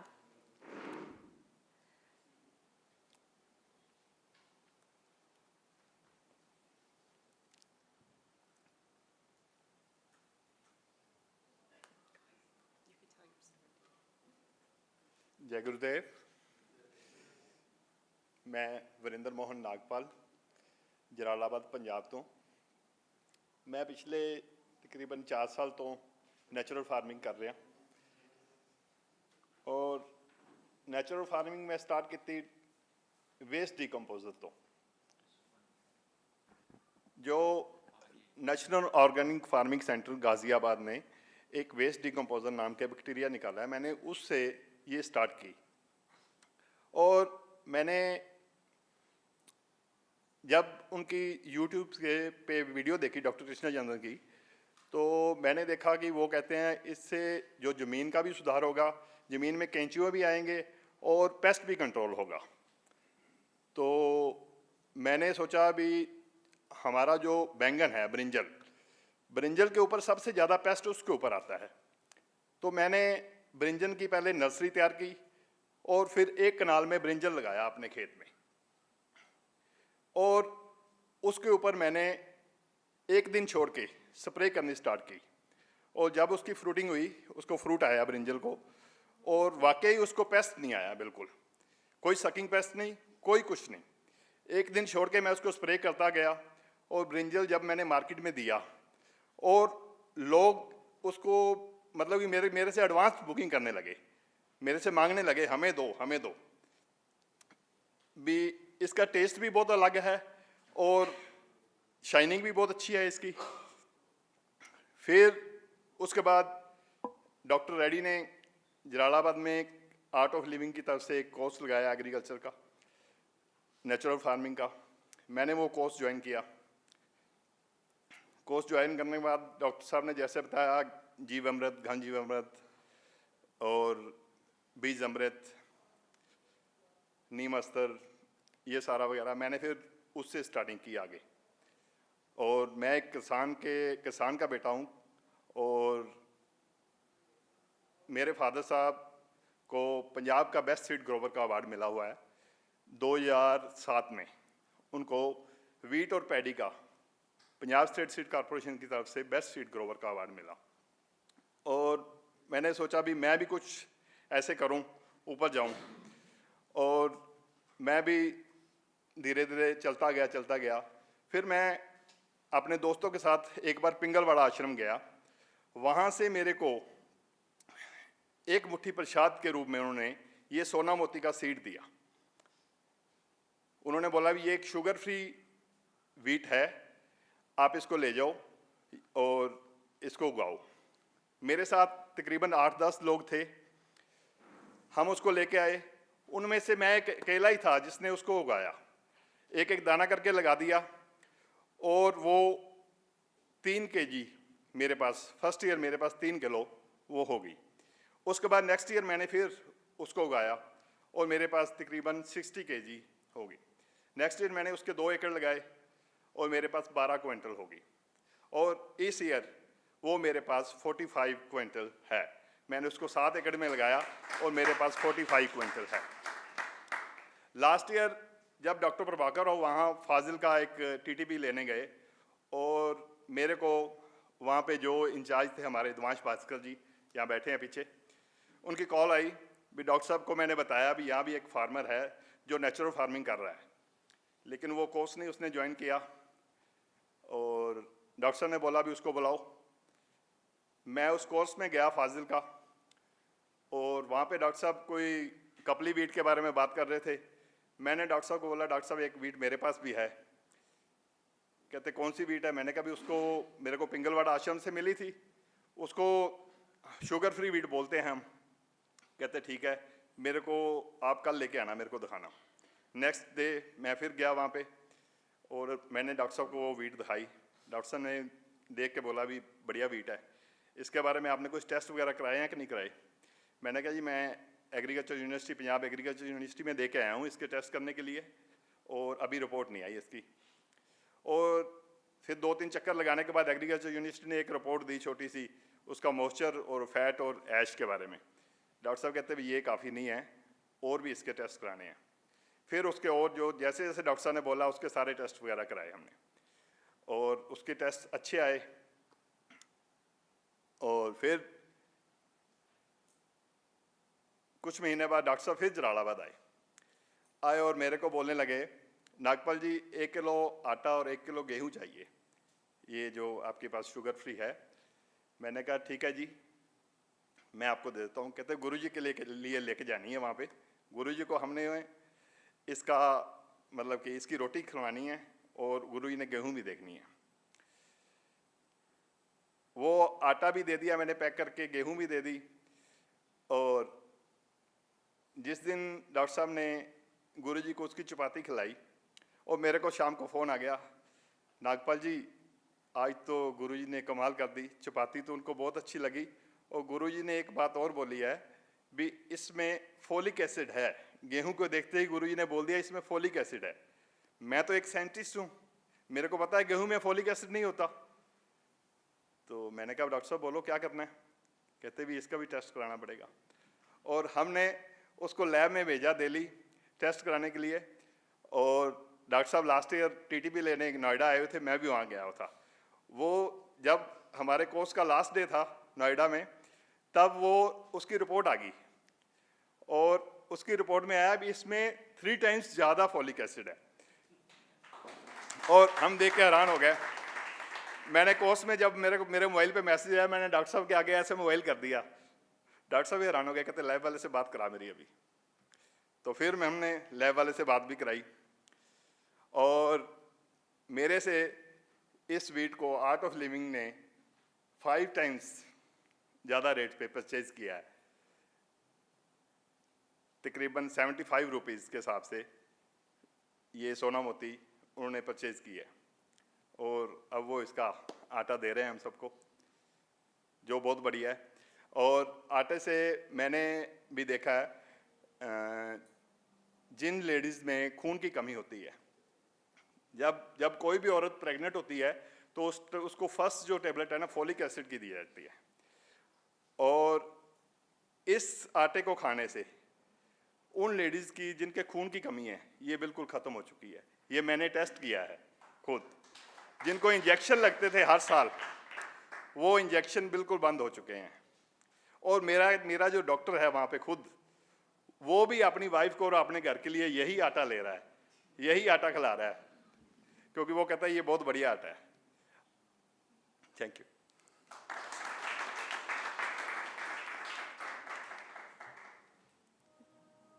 Did you want to say?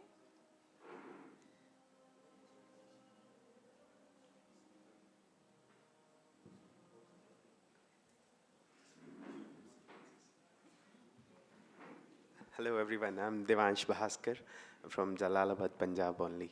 So wish to add just a few words.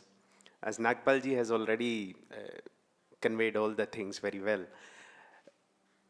But the prize, the 5 times prize he's able to get, it was made possible only through the hand holding which the organization is providing. As the government people are sitting here, I wish to convey this, that till the time the demand is not there, now as the people are getting aware a lot about their health, about the natural products. Till the time the organizations like us, we are creating the demand in people, and people like Nagpal ji and all the seed keepers who are here, we are not providing them the things, and the moment your support will come, it can change the patterns. It can change the patterns. So I request you, I urge you that support us for on this also. And it was really a brilliant work from Nagpal ji, and with Guruji's grace, it has been made possible just by his one insight on this seed. Although many people were growing over there in Punjab, we have some people from Kheti Virasat Mission. These people are doing tremendous work in Punjab, very beautiful work in Punjab. And number of people were growing there, but when the master has touched it, it has changed the dimensions. It has changed the dimensions. So thank you so much. Thank you. Okay, so now that everybody's heard the farmers' stories and seen the farmers, please take the time at lunch to talk to the farmers that you've met in this part of the presentations. But my dad had one thing that he was really strict about, and that was meal time. So I will let everyone break for lunch now. And we'll be back in an hour's time. At 2:30, let's come back. Jai Gurudev. If you can follow us, it is in the first floor. We go through the Setu Bridge on the first floor in the balcony area. Let's all go together because a separate seating area has been created for us. Come.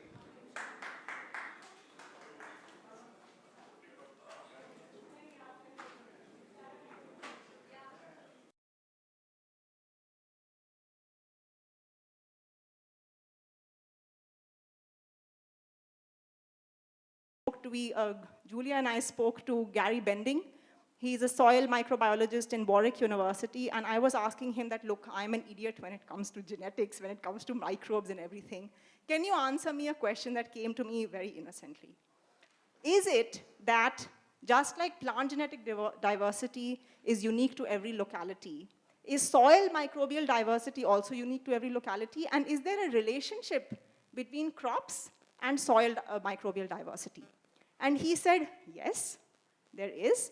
There is new systems called not only just microbiomes, but holobiomes, which are essentially specific families of microbes that are unique to crop and soil systems.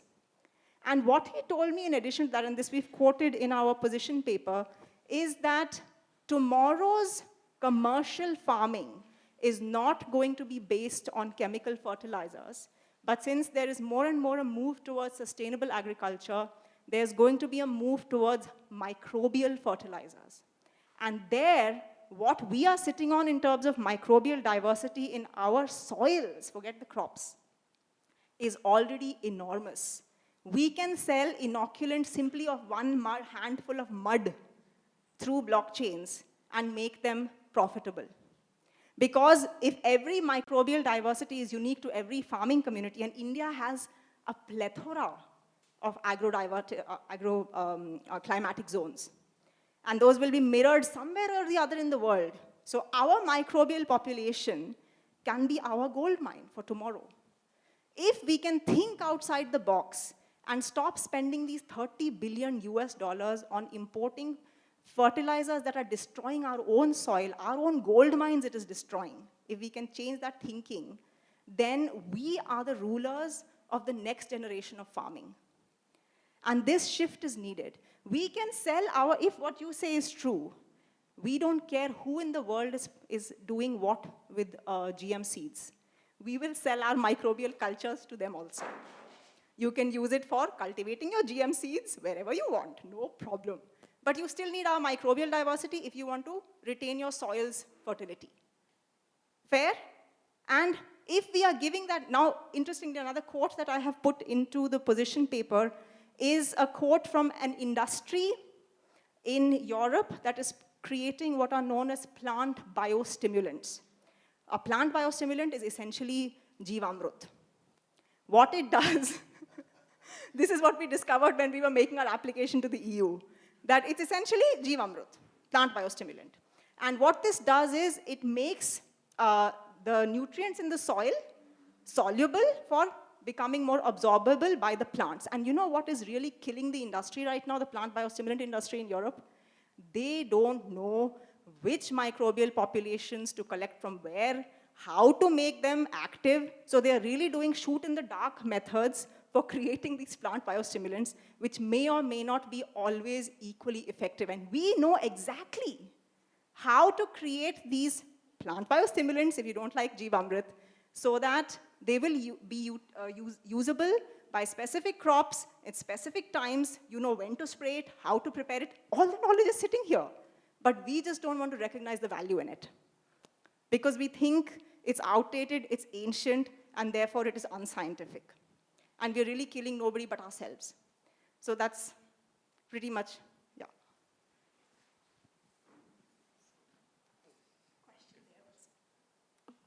I want to give the floor also to you. Regarding these plant genetic resources, these are the common property or openly available, these land races conserved by the communities, not individual person property. So then how we can do these exercises? Yeah, that's a very, very good question. This is also something that we've recommended in the legal and ethical section of our position paper. We have said that some changes in the law are needed. Because right now, of course, when we are saying that there's two systems currently in place. One is an exclusive rights system, either under patents or plant variety laws. And that exclusive rights system requires you to fulfill either the distinctiveness, uniformity, and stability test or the novelty, non-obviousness, utility test, both of which traditional varieties will fail. Yeah?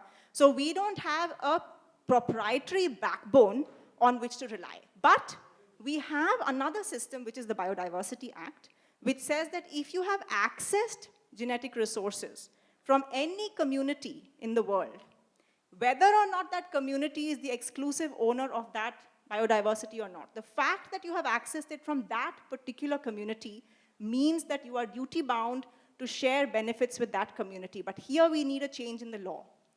The change, and we should lobby for this at the international level, is at two folds. Both of them are mentioned in the position paper.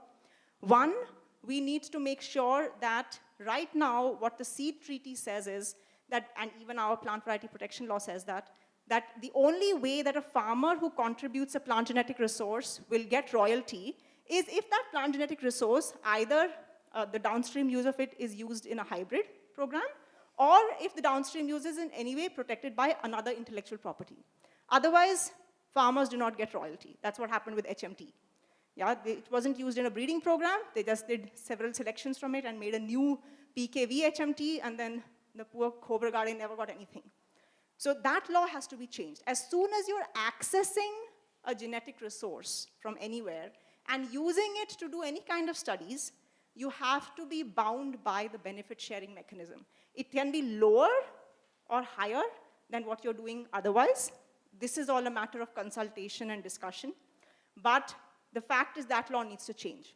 Second level, there's a discussion going on, and maybe Sunita ma'am will tell me what's the status of it. At the global level, there's a discussion going on about digital sequence information related to biodiversity generally. Yeah.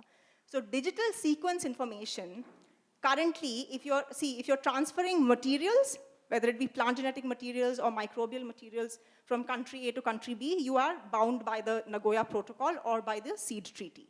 But if you're only transferring digital data sequences associated with that diversity, you don't have to pay any royalties.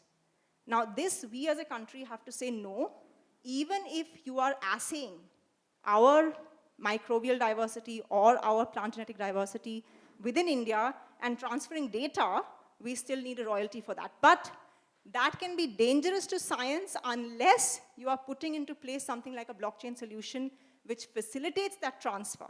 It's not just about getting.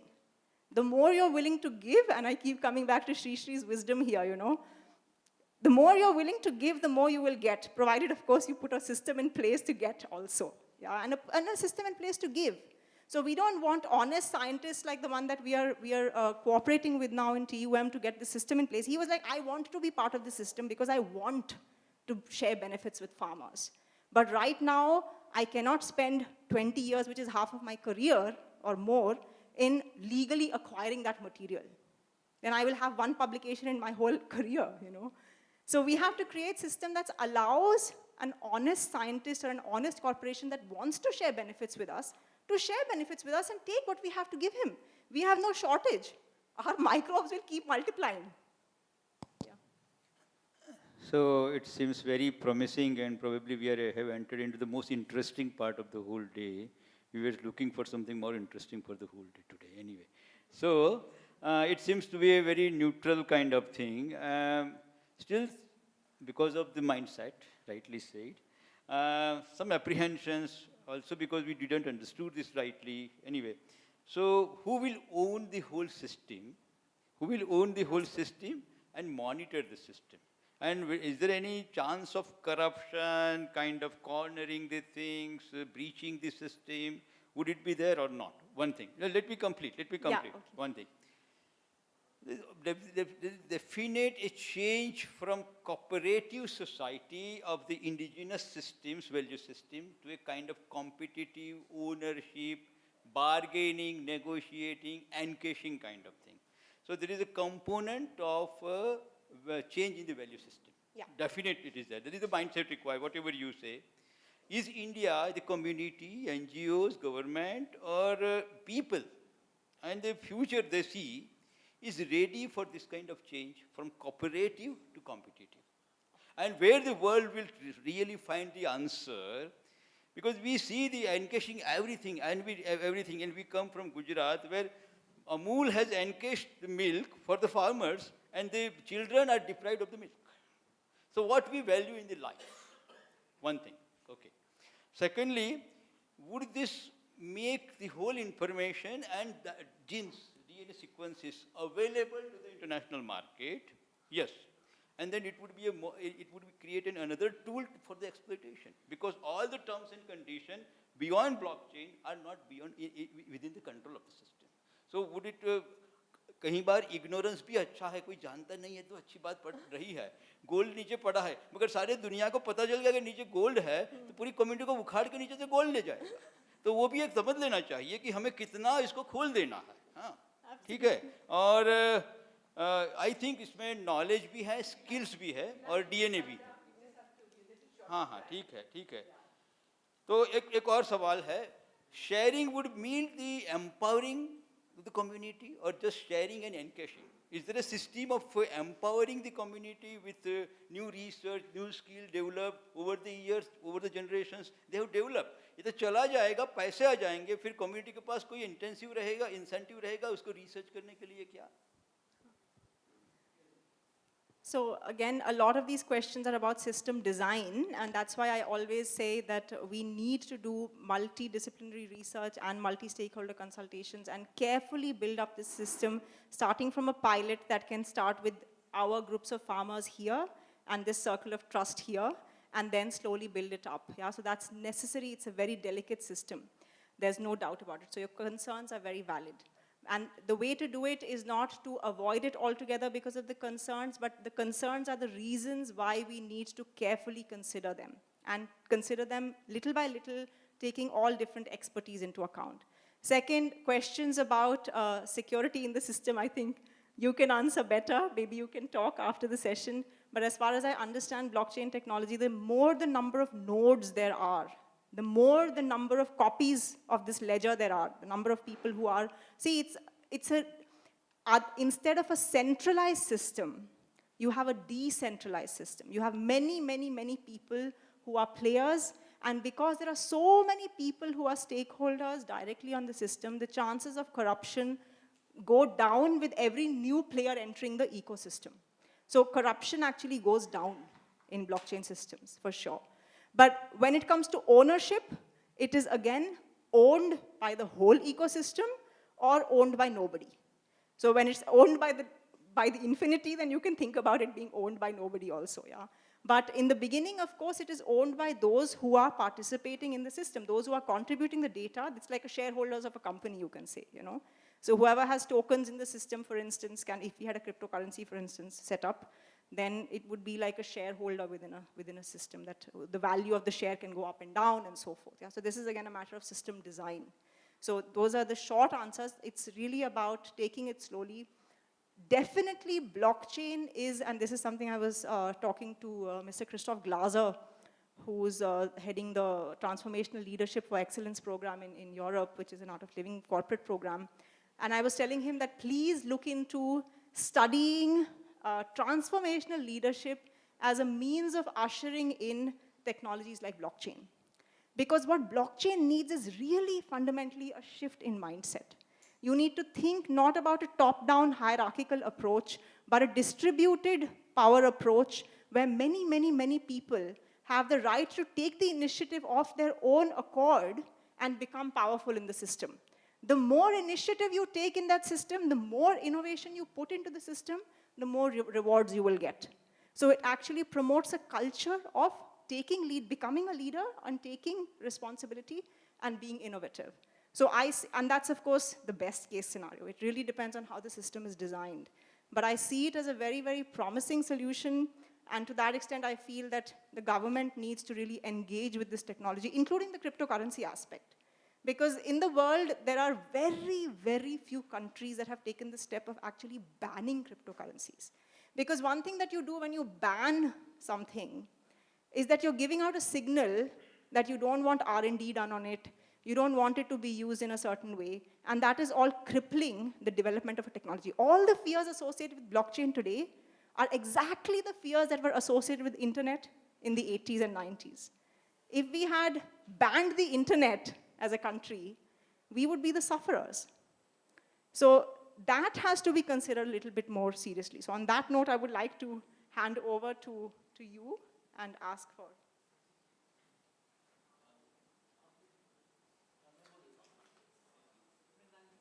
Thank you so much.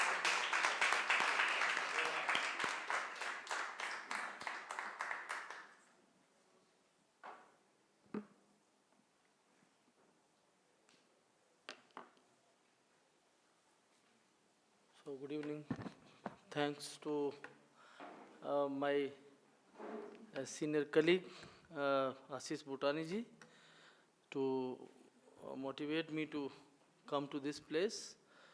The whole day, since morning, I heard a lot of discussion on agriculture, and the forum, sometimes it appeared like a forum of scientists.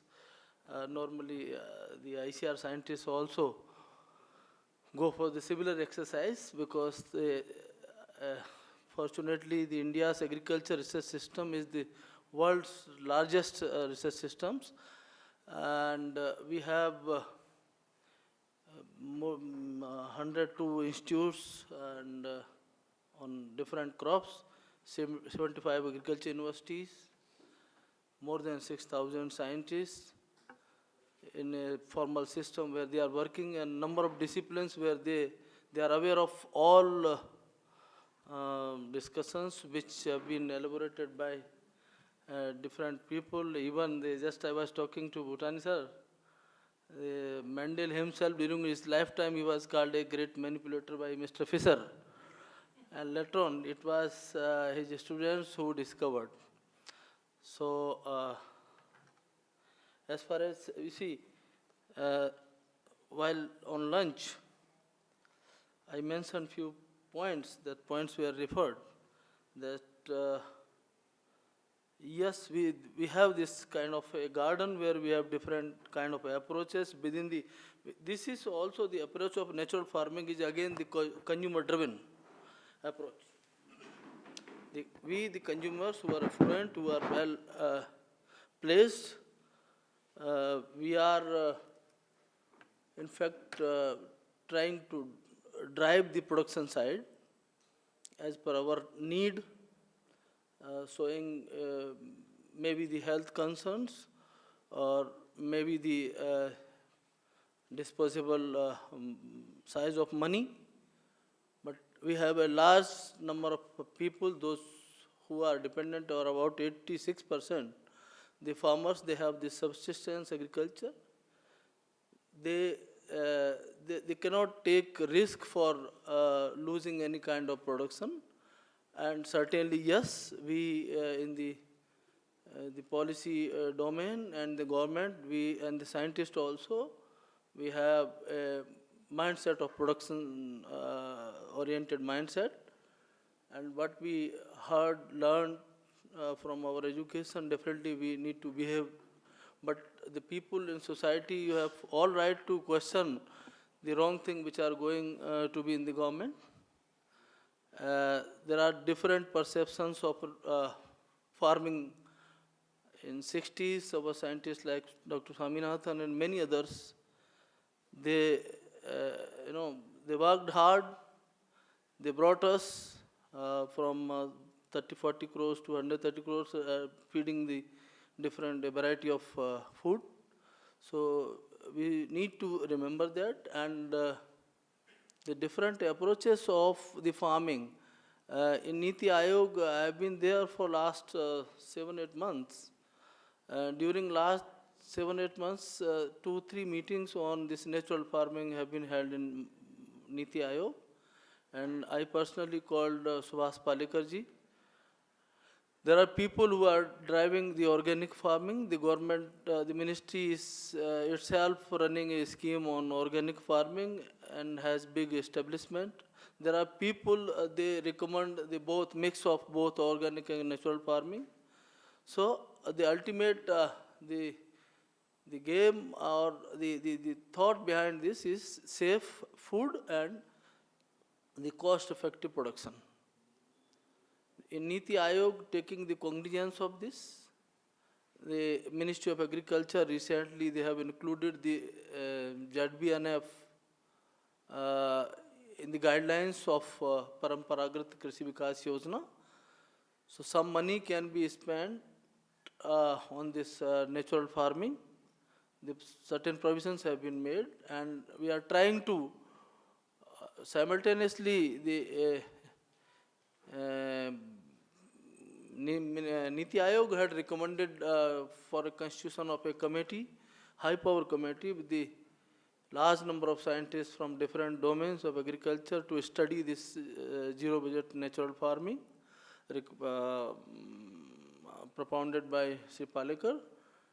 This committee is working under the chairmanship of Dr. Praveen Rao, is Vice Chancellor of Telangana Agriculture University, and many other eminent scientists on that board. Another committee is within the Niti Aayog. Professor Ramesh Chand is member agriculture. He is also studying that. I am a member on that.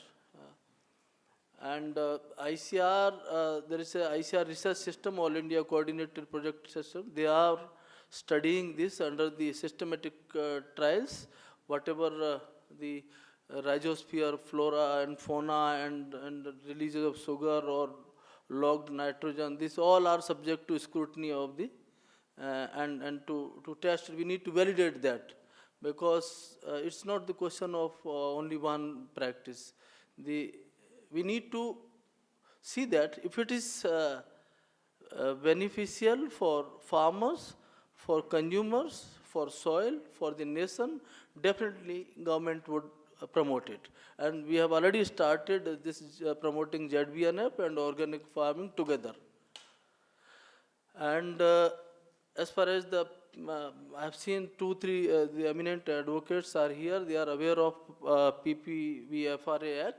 If you find any kind of bottlenecks which the farmers are deprived, because you are aware that this was emanated after the WTO negotiations on the agreement on trade-related intellectual property rights act. We adopted the sui generis system. We are registering the farmers' varieties, the farmer extant varieties, and if there is any, the patent laws are not registering these, protecting these varieties, you have all rights to protect these. And the scientists, they are not conserving the local desi germplasm. Here in India, the large number of germplasm has been stored in the Norwegian vault. So the scientists are aware the value of the germplasm. The new varieties of today, whatever may be hybrid or maybe developed varieties, they all emerge from that the desi, what you call. They have made the possible to combine the better genes. They have isolated. There is a science behind that. And being a scientist, science students, we all of us aware law of conservation of mass. So that replies in the morning, you replied, sir, very well, that from where this nitrogen is coming. First we have to abandon that law, the international law on which the entire universe exists. So from government side, we are open for any kind of suggestion from anybody, as long as they are in Niti Aayog. We are studying the natural farming, we are studying the organic farming, other practices also, whatever best for the farmers, for the consumers, we will go with the way to promote it. And for this recently we have already taken a decision to promote the natural farming. But we have to be cautious, because during lunch I mentioned that our production is around, food grain production is 285 million tons. Our export is of rice mainly, not wheat. 100 million wheat we consume. I don't know if there is a 2-3 million wheat is less, 20-30 million wheat is less, how we will meet this requirement. And it cannot be purchased like a market item you go and you can purchase. So we have to be cautious, we have to take the steps and policy. You see, whatever you say, you are today questioning the decisions taken by our predecessors or the people early 60s or somewhere. Tomorrow, our decision may also be questioned if anything wrong. So we should be very cautious. We are questioning the decisions taken by some people talking about Mahatma Gandhi or the government in the beginning. Their decision we are questioning. we will also be questioned by our posterities if we are not careful. So there should not be a particular affection, or there should be a fair view, and we know everybody is aware of the value of the good and bad. What is good, what is bad. We know our food should be good, it should be protected well. Simultaneously, we have to see the farmers. And from Pune, I heard Mr. Sanjay, the methodology they are adopting, I think that is the documentation, that is the scientific way to present your case before any authority or government. So even the farmers should be helped by the advocates here in the ashram to get them full protection under PPBFRA, not only the Biodiversity Act. And from the government programs, we will push without compromising the supply sides, because recently we have uploaded on Niti Ayog's website the projections of food grain requirement by 2030-32. It is 355 million ton, and we are producing 285. And this year, I don't know what will happen, the kind of rains we have. So for us, we have full concern. We understand whatever you say. We are aware of the other peoples, those who are at the अंत में जो खड़े हैं गरीब हैं, और जो रिक्शे वाले हैं, they can't afford the tomato of 100 rupees a kg or 100 rupees kg ragi, and we have to see them, we have to provide them 20 rupees a kg wheat. So the government is the, सबकी मालिक है, उसको सबको देखना है, एक आदमी को नहीं. और हम लोग भी अपना व्यूज़ रखते हैं तो फेयर रखते हैं, ये देखते हैं कहीं हमको हमारा डिसीजन गलत ना हो जाए. गलत हो जाता है तो हमको कोई नहीं छोड़ेगा. तो हम लोगों को भी देखना है. आप प्रमोट करने के लिए बिल्कुल आप हर फोरम पे you raise, you push your case. The government is promoting, sir is there in the Ministry of Agriculture. They have already modified the guidelines. They will demonstrate the technology. Scientists are validating your natural farming and organic farming. So I hope, I see that yes, if we get the equal production out of the natural farming, there is no harm in adopting. And the quantum, every time we are questioned for fertilizer import, you see, all scientists, everybody in government is aware. 1 ton of organic manure gives 12.5 kg of NPK. Everybody is aware. Everybody is aware what is the CN ratio required. 6,000 scientists, they are very intelligent scientists in India. They are recognized globally. And nobody wants to cheat the nation. The fact is, they are working for us. And let us see that if it is good, yes. And I requested, sir, whenever you review the pesticides, first instance, first easiest step could be to ban the harmful pesticides which are not being used in other countries. And for biostimulants, you mentioned recently, we had received a request from CII for biostimulants produced from the seaweeds. ICR has constituted a committee, they are studying this, and after studying validation, then there may be some kind of regulation or some provision for import and export. So thanks all of you, and more than this forum, I got this opportunity to come to this ashram. Thank you all of you.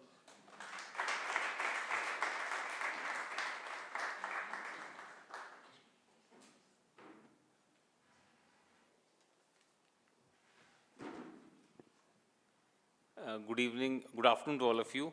My colleague, Mr. Singh, has already given, I would say, a snapshot of how the government works.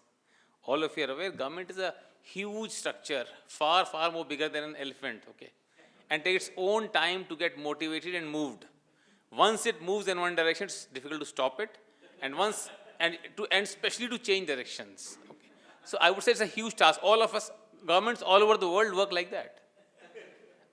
US government is no different. I have been working with them very closely for the last about 5 years, and I realize that there's a bigger elephant than ours. Okay. That said, I'll just, before I go ahead and give my opinion on some of the issues which have been raised, I'll just basically quote from what Nirmala Sitharaman Madam, the Finance Minister, said on 5th of July. She said, we shall go back to basics on one count: zero budget farming. We need to replicate this innovative model through which, in a few states, farmers are already being trained in this practice. Such steps such as this can help in doubling our farmers' income in time for our 75th year of independence. So I would say it's a tectonic shift on part of the government.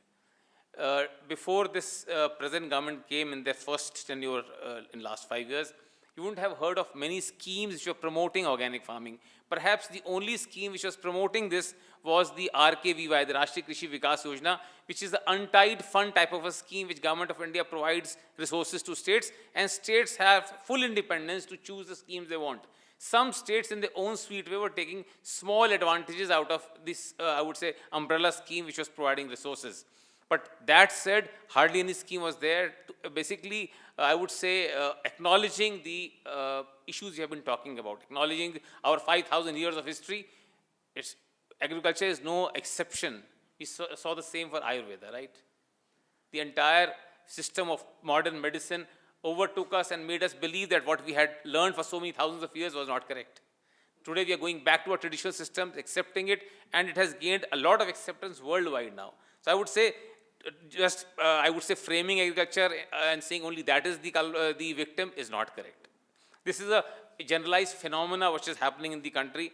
Now, if we see how we have reached this stage, 1951 was a great year. I would say population explosion happened in India, 1951 onwards.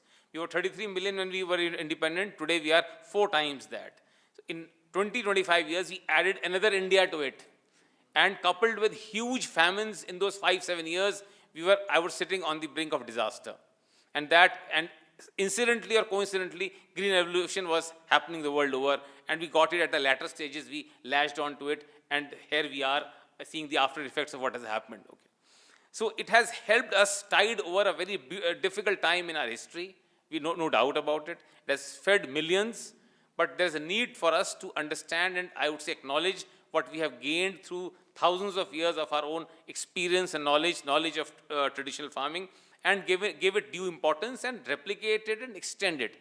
Mr. Singh in the Niti Aayog, being a policy maker, I'm sure has his own doubts about would we be sacrificing or jeopardizing our food security by doing that. Perhaps the idea would be to go slow and sure, certainly migrate over a period of time to methods which we have been more attuned with. What we have done in the last 20-30 years, the world over, people are now realizing the ill effects of it. So we have to use our, I would say, knowledge and expertise in providing, I would say, leadership to the world in this direction. We have, if you see the traditional varieties we have had, there's a need to preserve it. In fact, Madam Mrinalini was talking about this blockchain technology. Certainly, this could be one way forward in providing a system of, I would say, recording all the transactions. All the softwares, all the, I would say, databases we have created presently till date can be corrupted. Anybody can chase source code, somebody can manipulate systems, be it the banking system, the core banking solution, they can be manipulated. But as she's pointed out, there are multiple ledgers, everybody has a hold of the ledger. You make one change in one ledger, it gets changed in all the ledgers. So it has a stamp which cannot be obliterated, and for traceability, nothing like blockchain. In fact, the ministry is presently toying with the idea of bringing in blockchain layer in many of the schemes we are implementing. And the one issue which I want to point out was, I talked to the Joint Secretary Seeds today morning. They're in the process of putting a database in place for traceability of our hybrid varieties as well as traditional varieties. I would say what we have discussed today could be given the form of a, I would say, very specific memorandum to the government, including a presentation thereafter. And we have to act as pressure. What happens? How do policies get made in the government? There are pressure groups operating, right?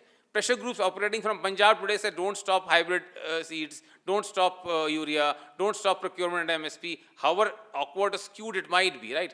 We have to create a counter pressure group on the government, make those presentations, make the government convinced there's a need to look at these issues.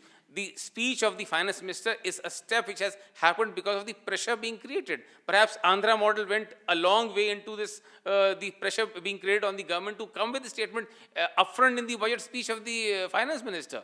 So things will change when we create a pressure group. My request to all of you is, let's not work at, I would say, crossroads with the government.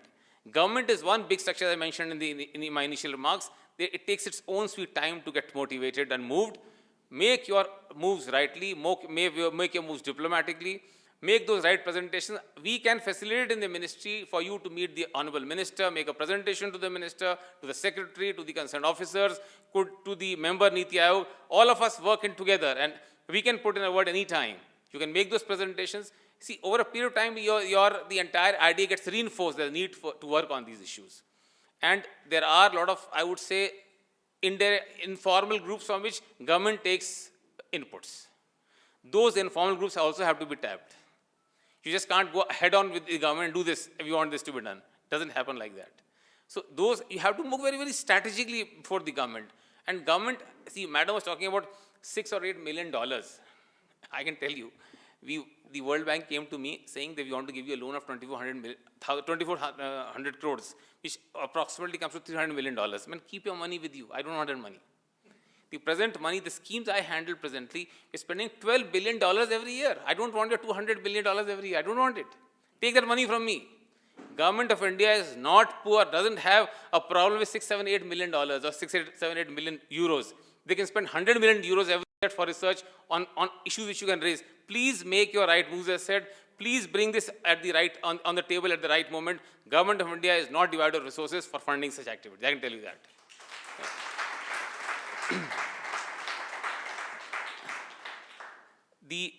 Before I end, I just want to make one more point which is very, very important. We also have to work with the farmer mindset. Over a period of last 30, 40 years, the mindset of farmers have also changed. Okay. In spite of the pressure we create on the government, there will be counter pressure far more powerful on the government not to change. Because there are groups of people who want status quoism. So there is a need for us to work at different levels to bring about a change. I would say government is receptive to it. The speech which I read about is a pointer in that direction. Let us move together to make a difference and ensure that we have, I would say, pesticide and chemical free and safe food for us as well as our future generations. Thank you.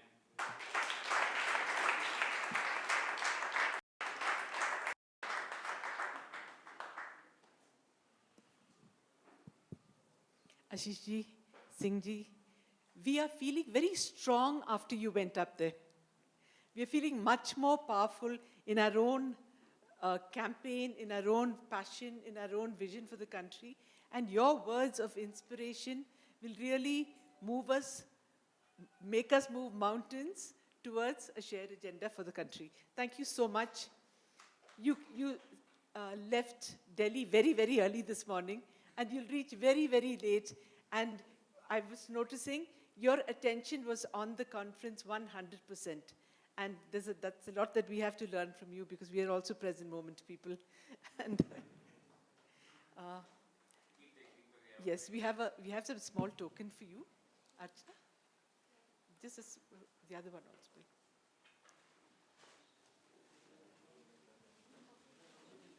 Yeah, where is the vision paper?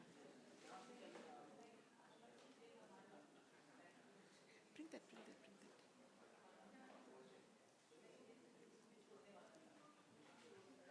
You give Archana this also.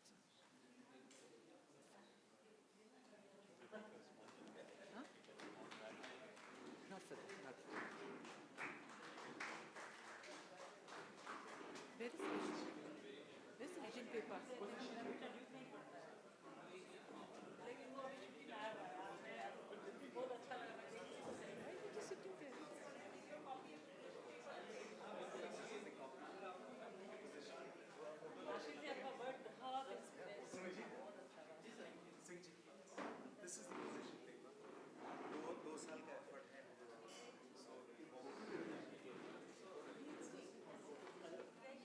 Photographer, please come.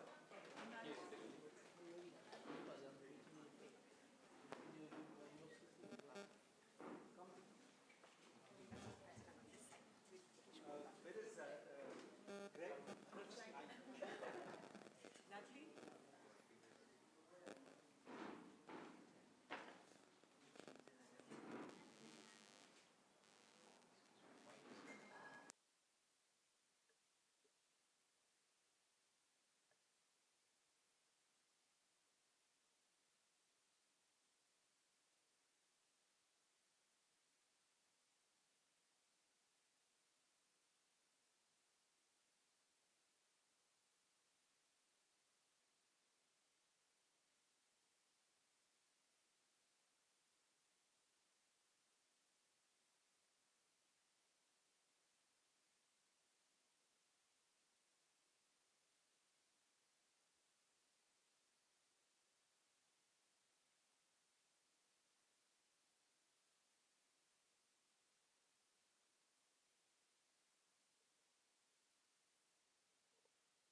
gift for you.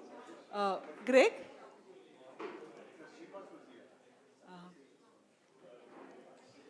Certificates? Divya? Certificates and the gifts and the gift packets? Please come. We would like you to hand the certificates to everybody. Come. Yeah. Mrinalini, stand here. Just stand here. If, yeah, we just ask you to request gifts. Gayatri, come. You come here. Let them take that. You come here.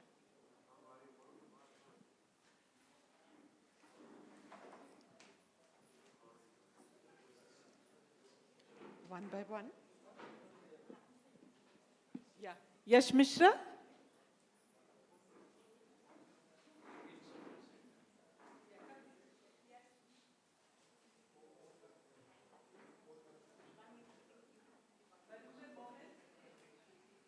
Varinder Mohan.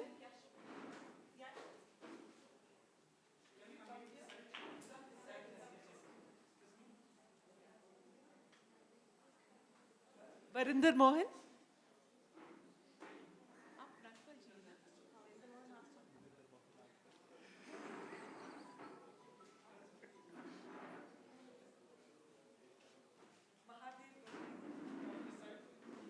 Mahadev ji. He's gone downstairs. Yogesh Panduraga Navale.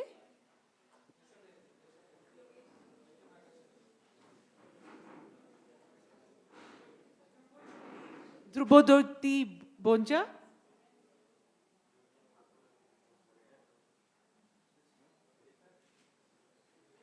Jitul Saikia.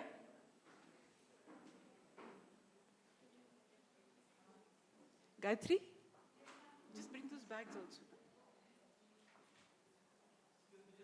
Suren Bora. Suren Bora.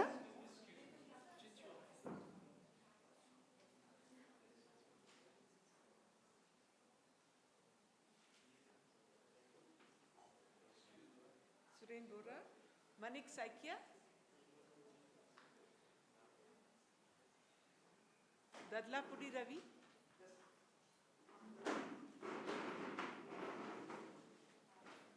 Gurshar Singh Gill. Natalie.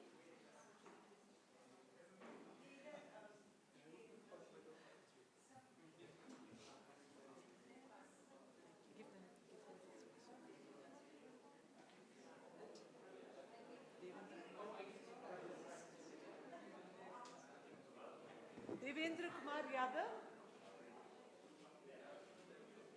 Julia, come and stand here.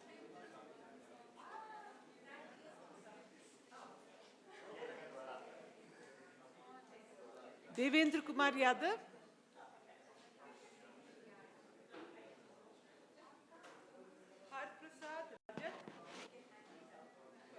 Harprasad Rajat.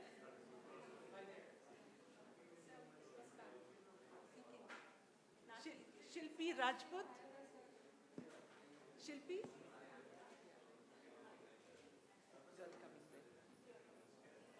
Rameshwari Ratia. Rameshwari. Rameshwari. She's coming back. Jila Bai Ratia. कौन क्या नहीं रामेश्वरी इधर जीलाबाई रातिया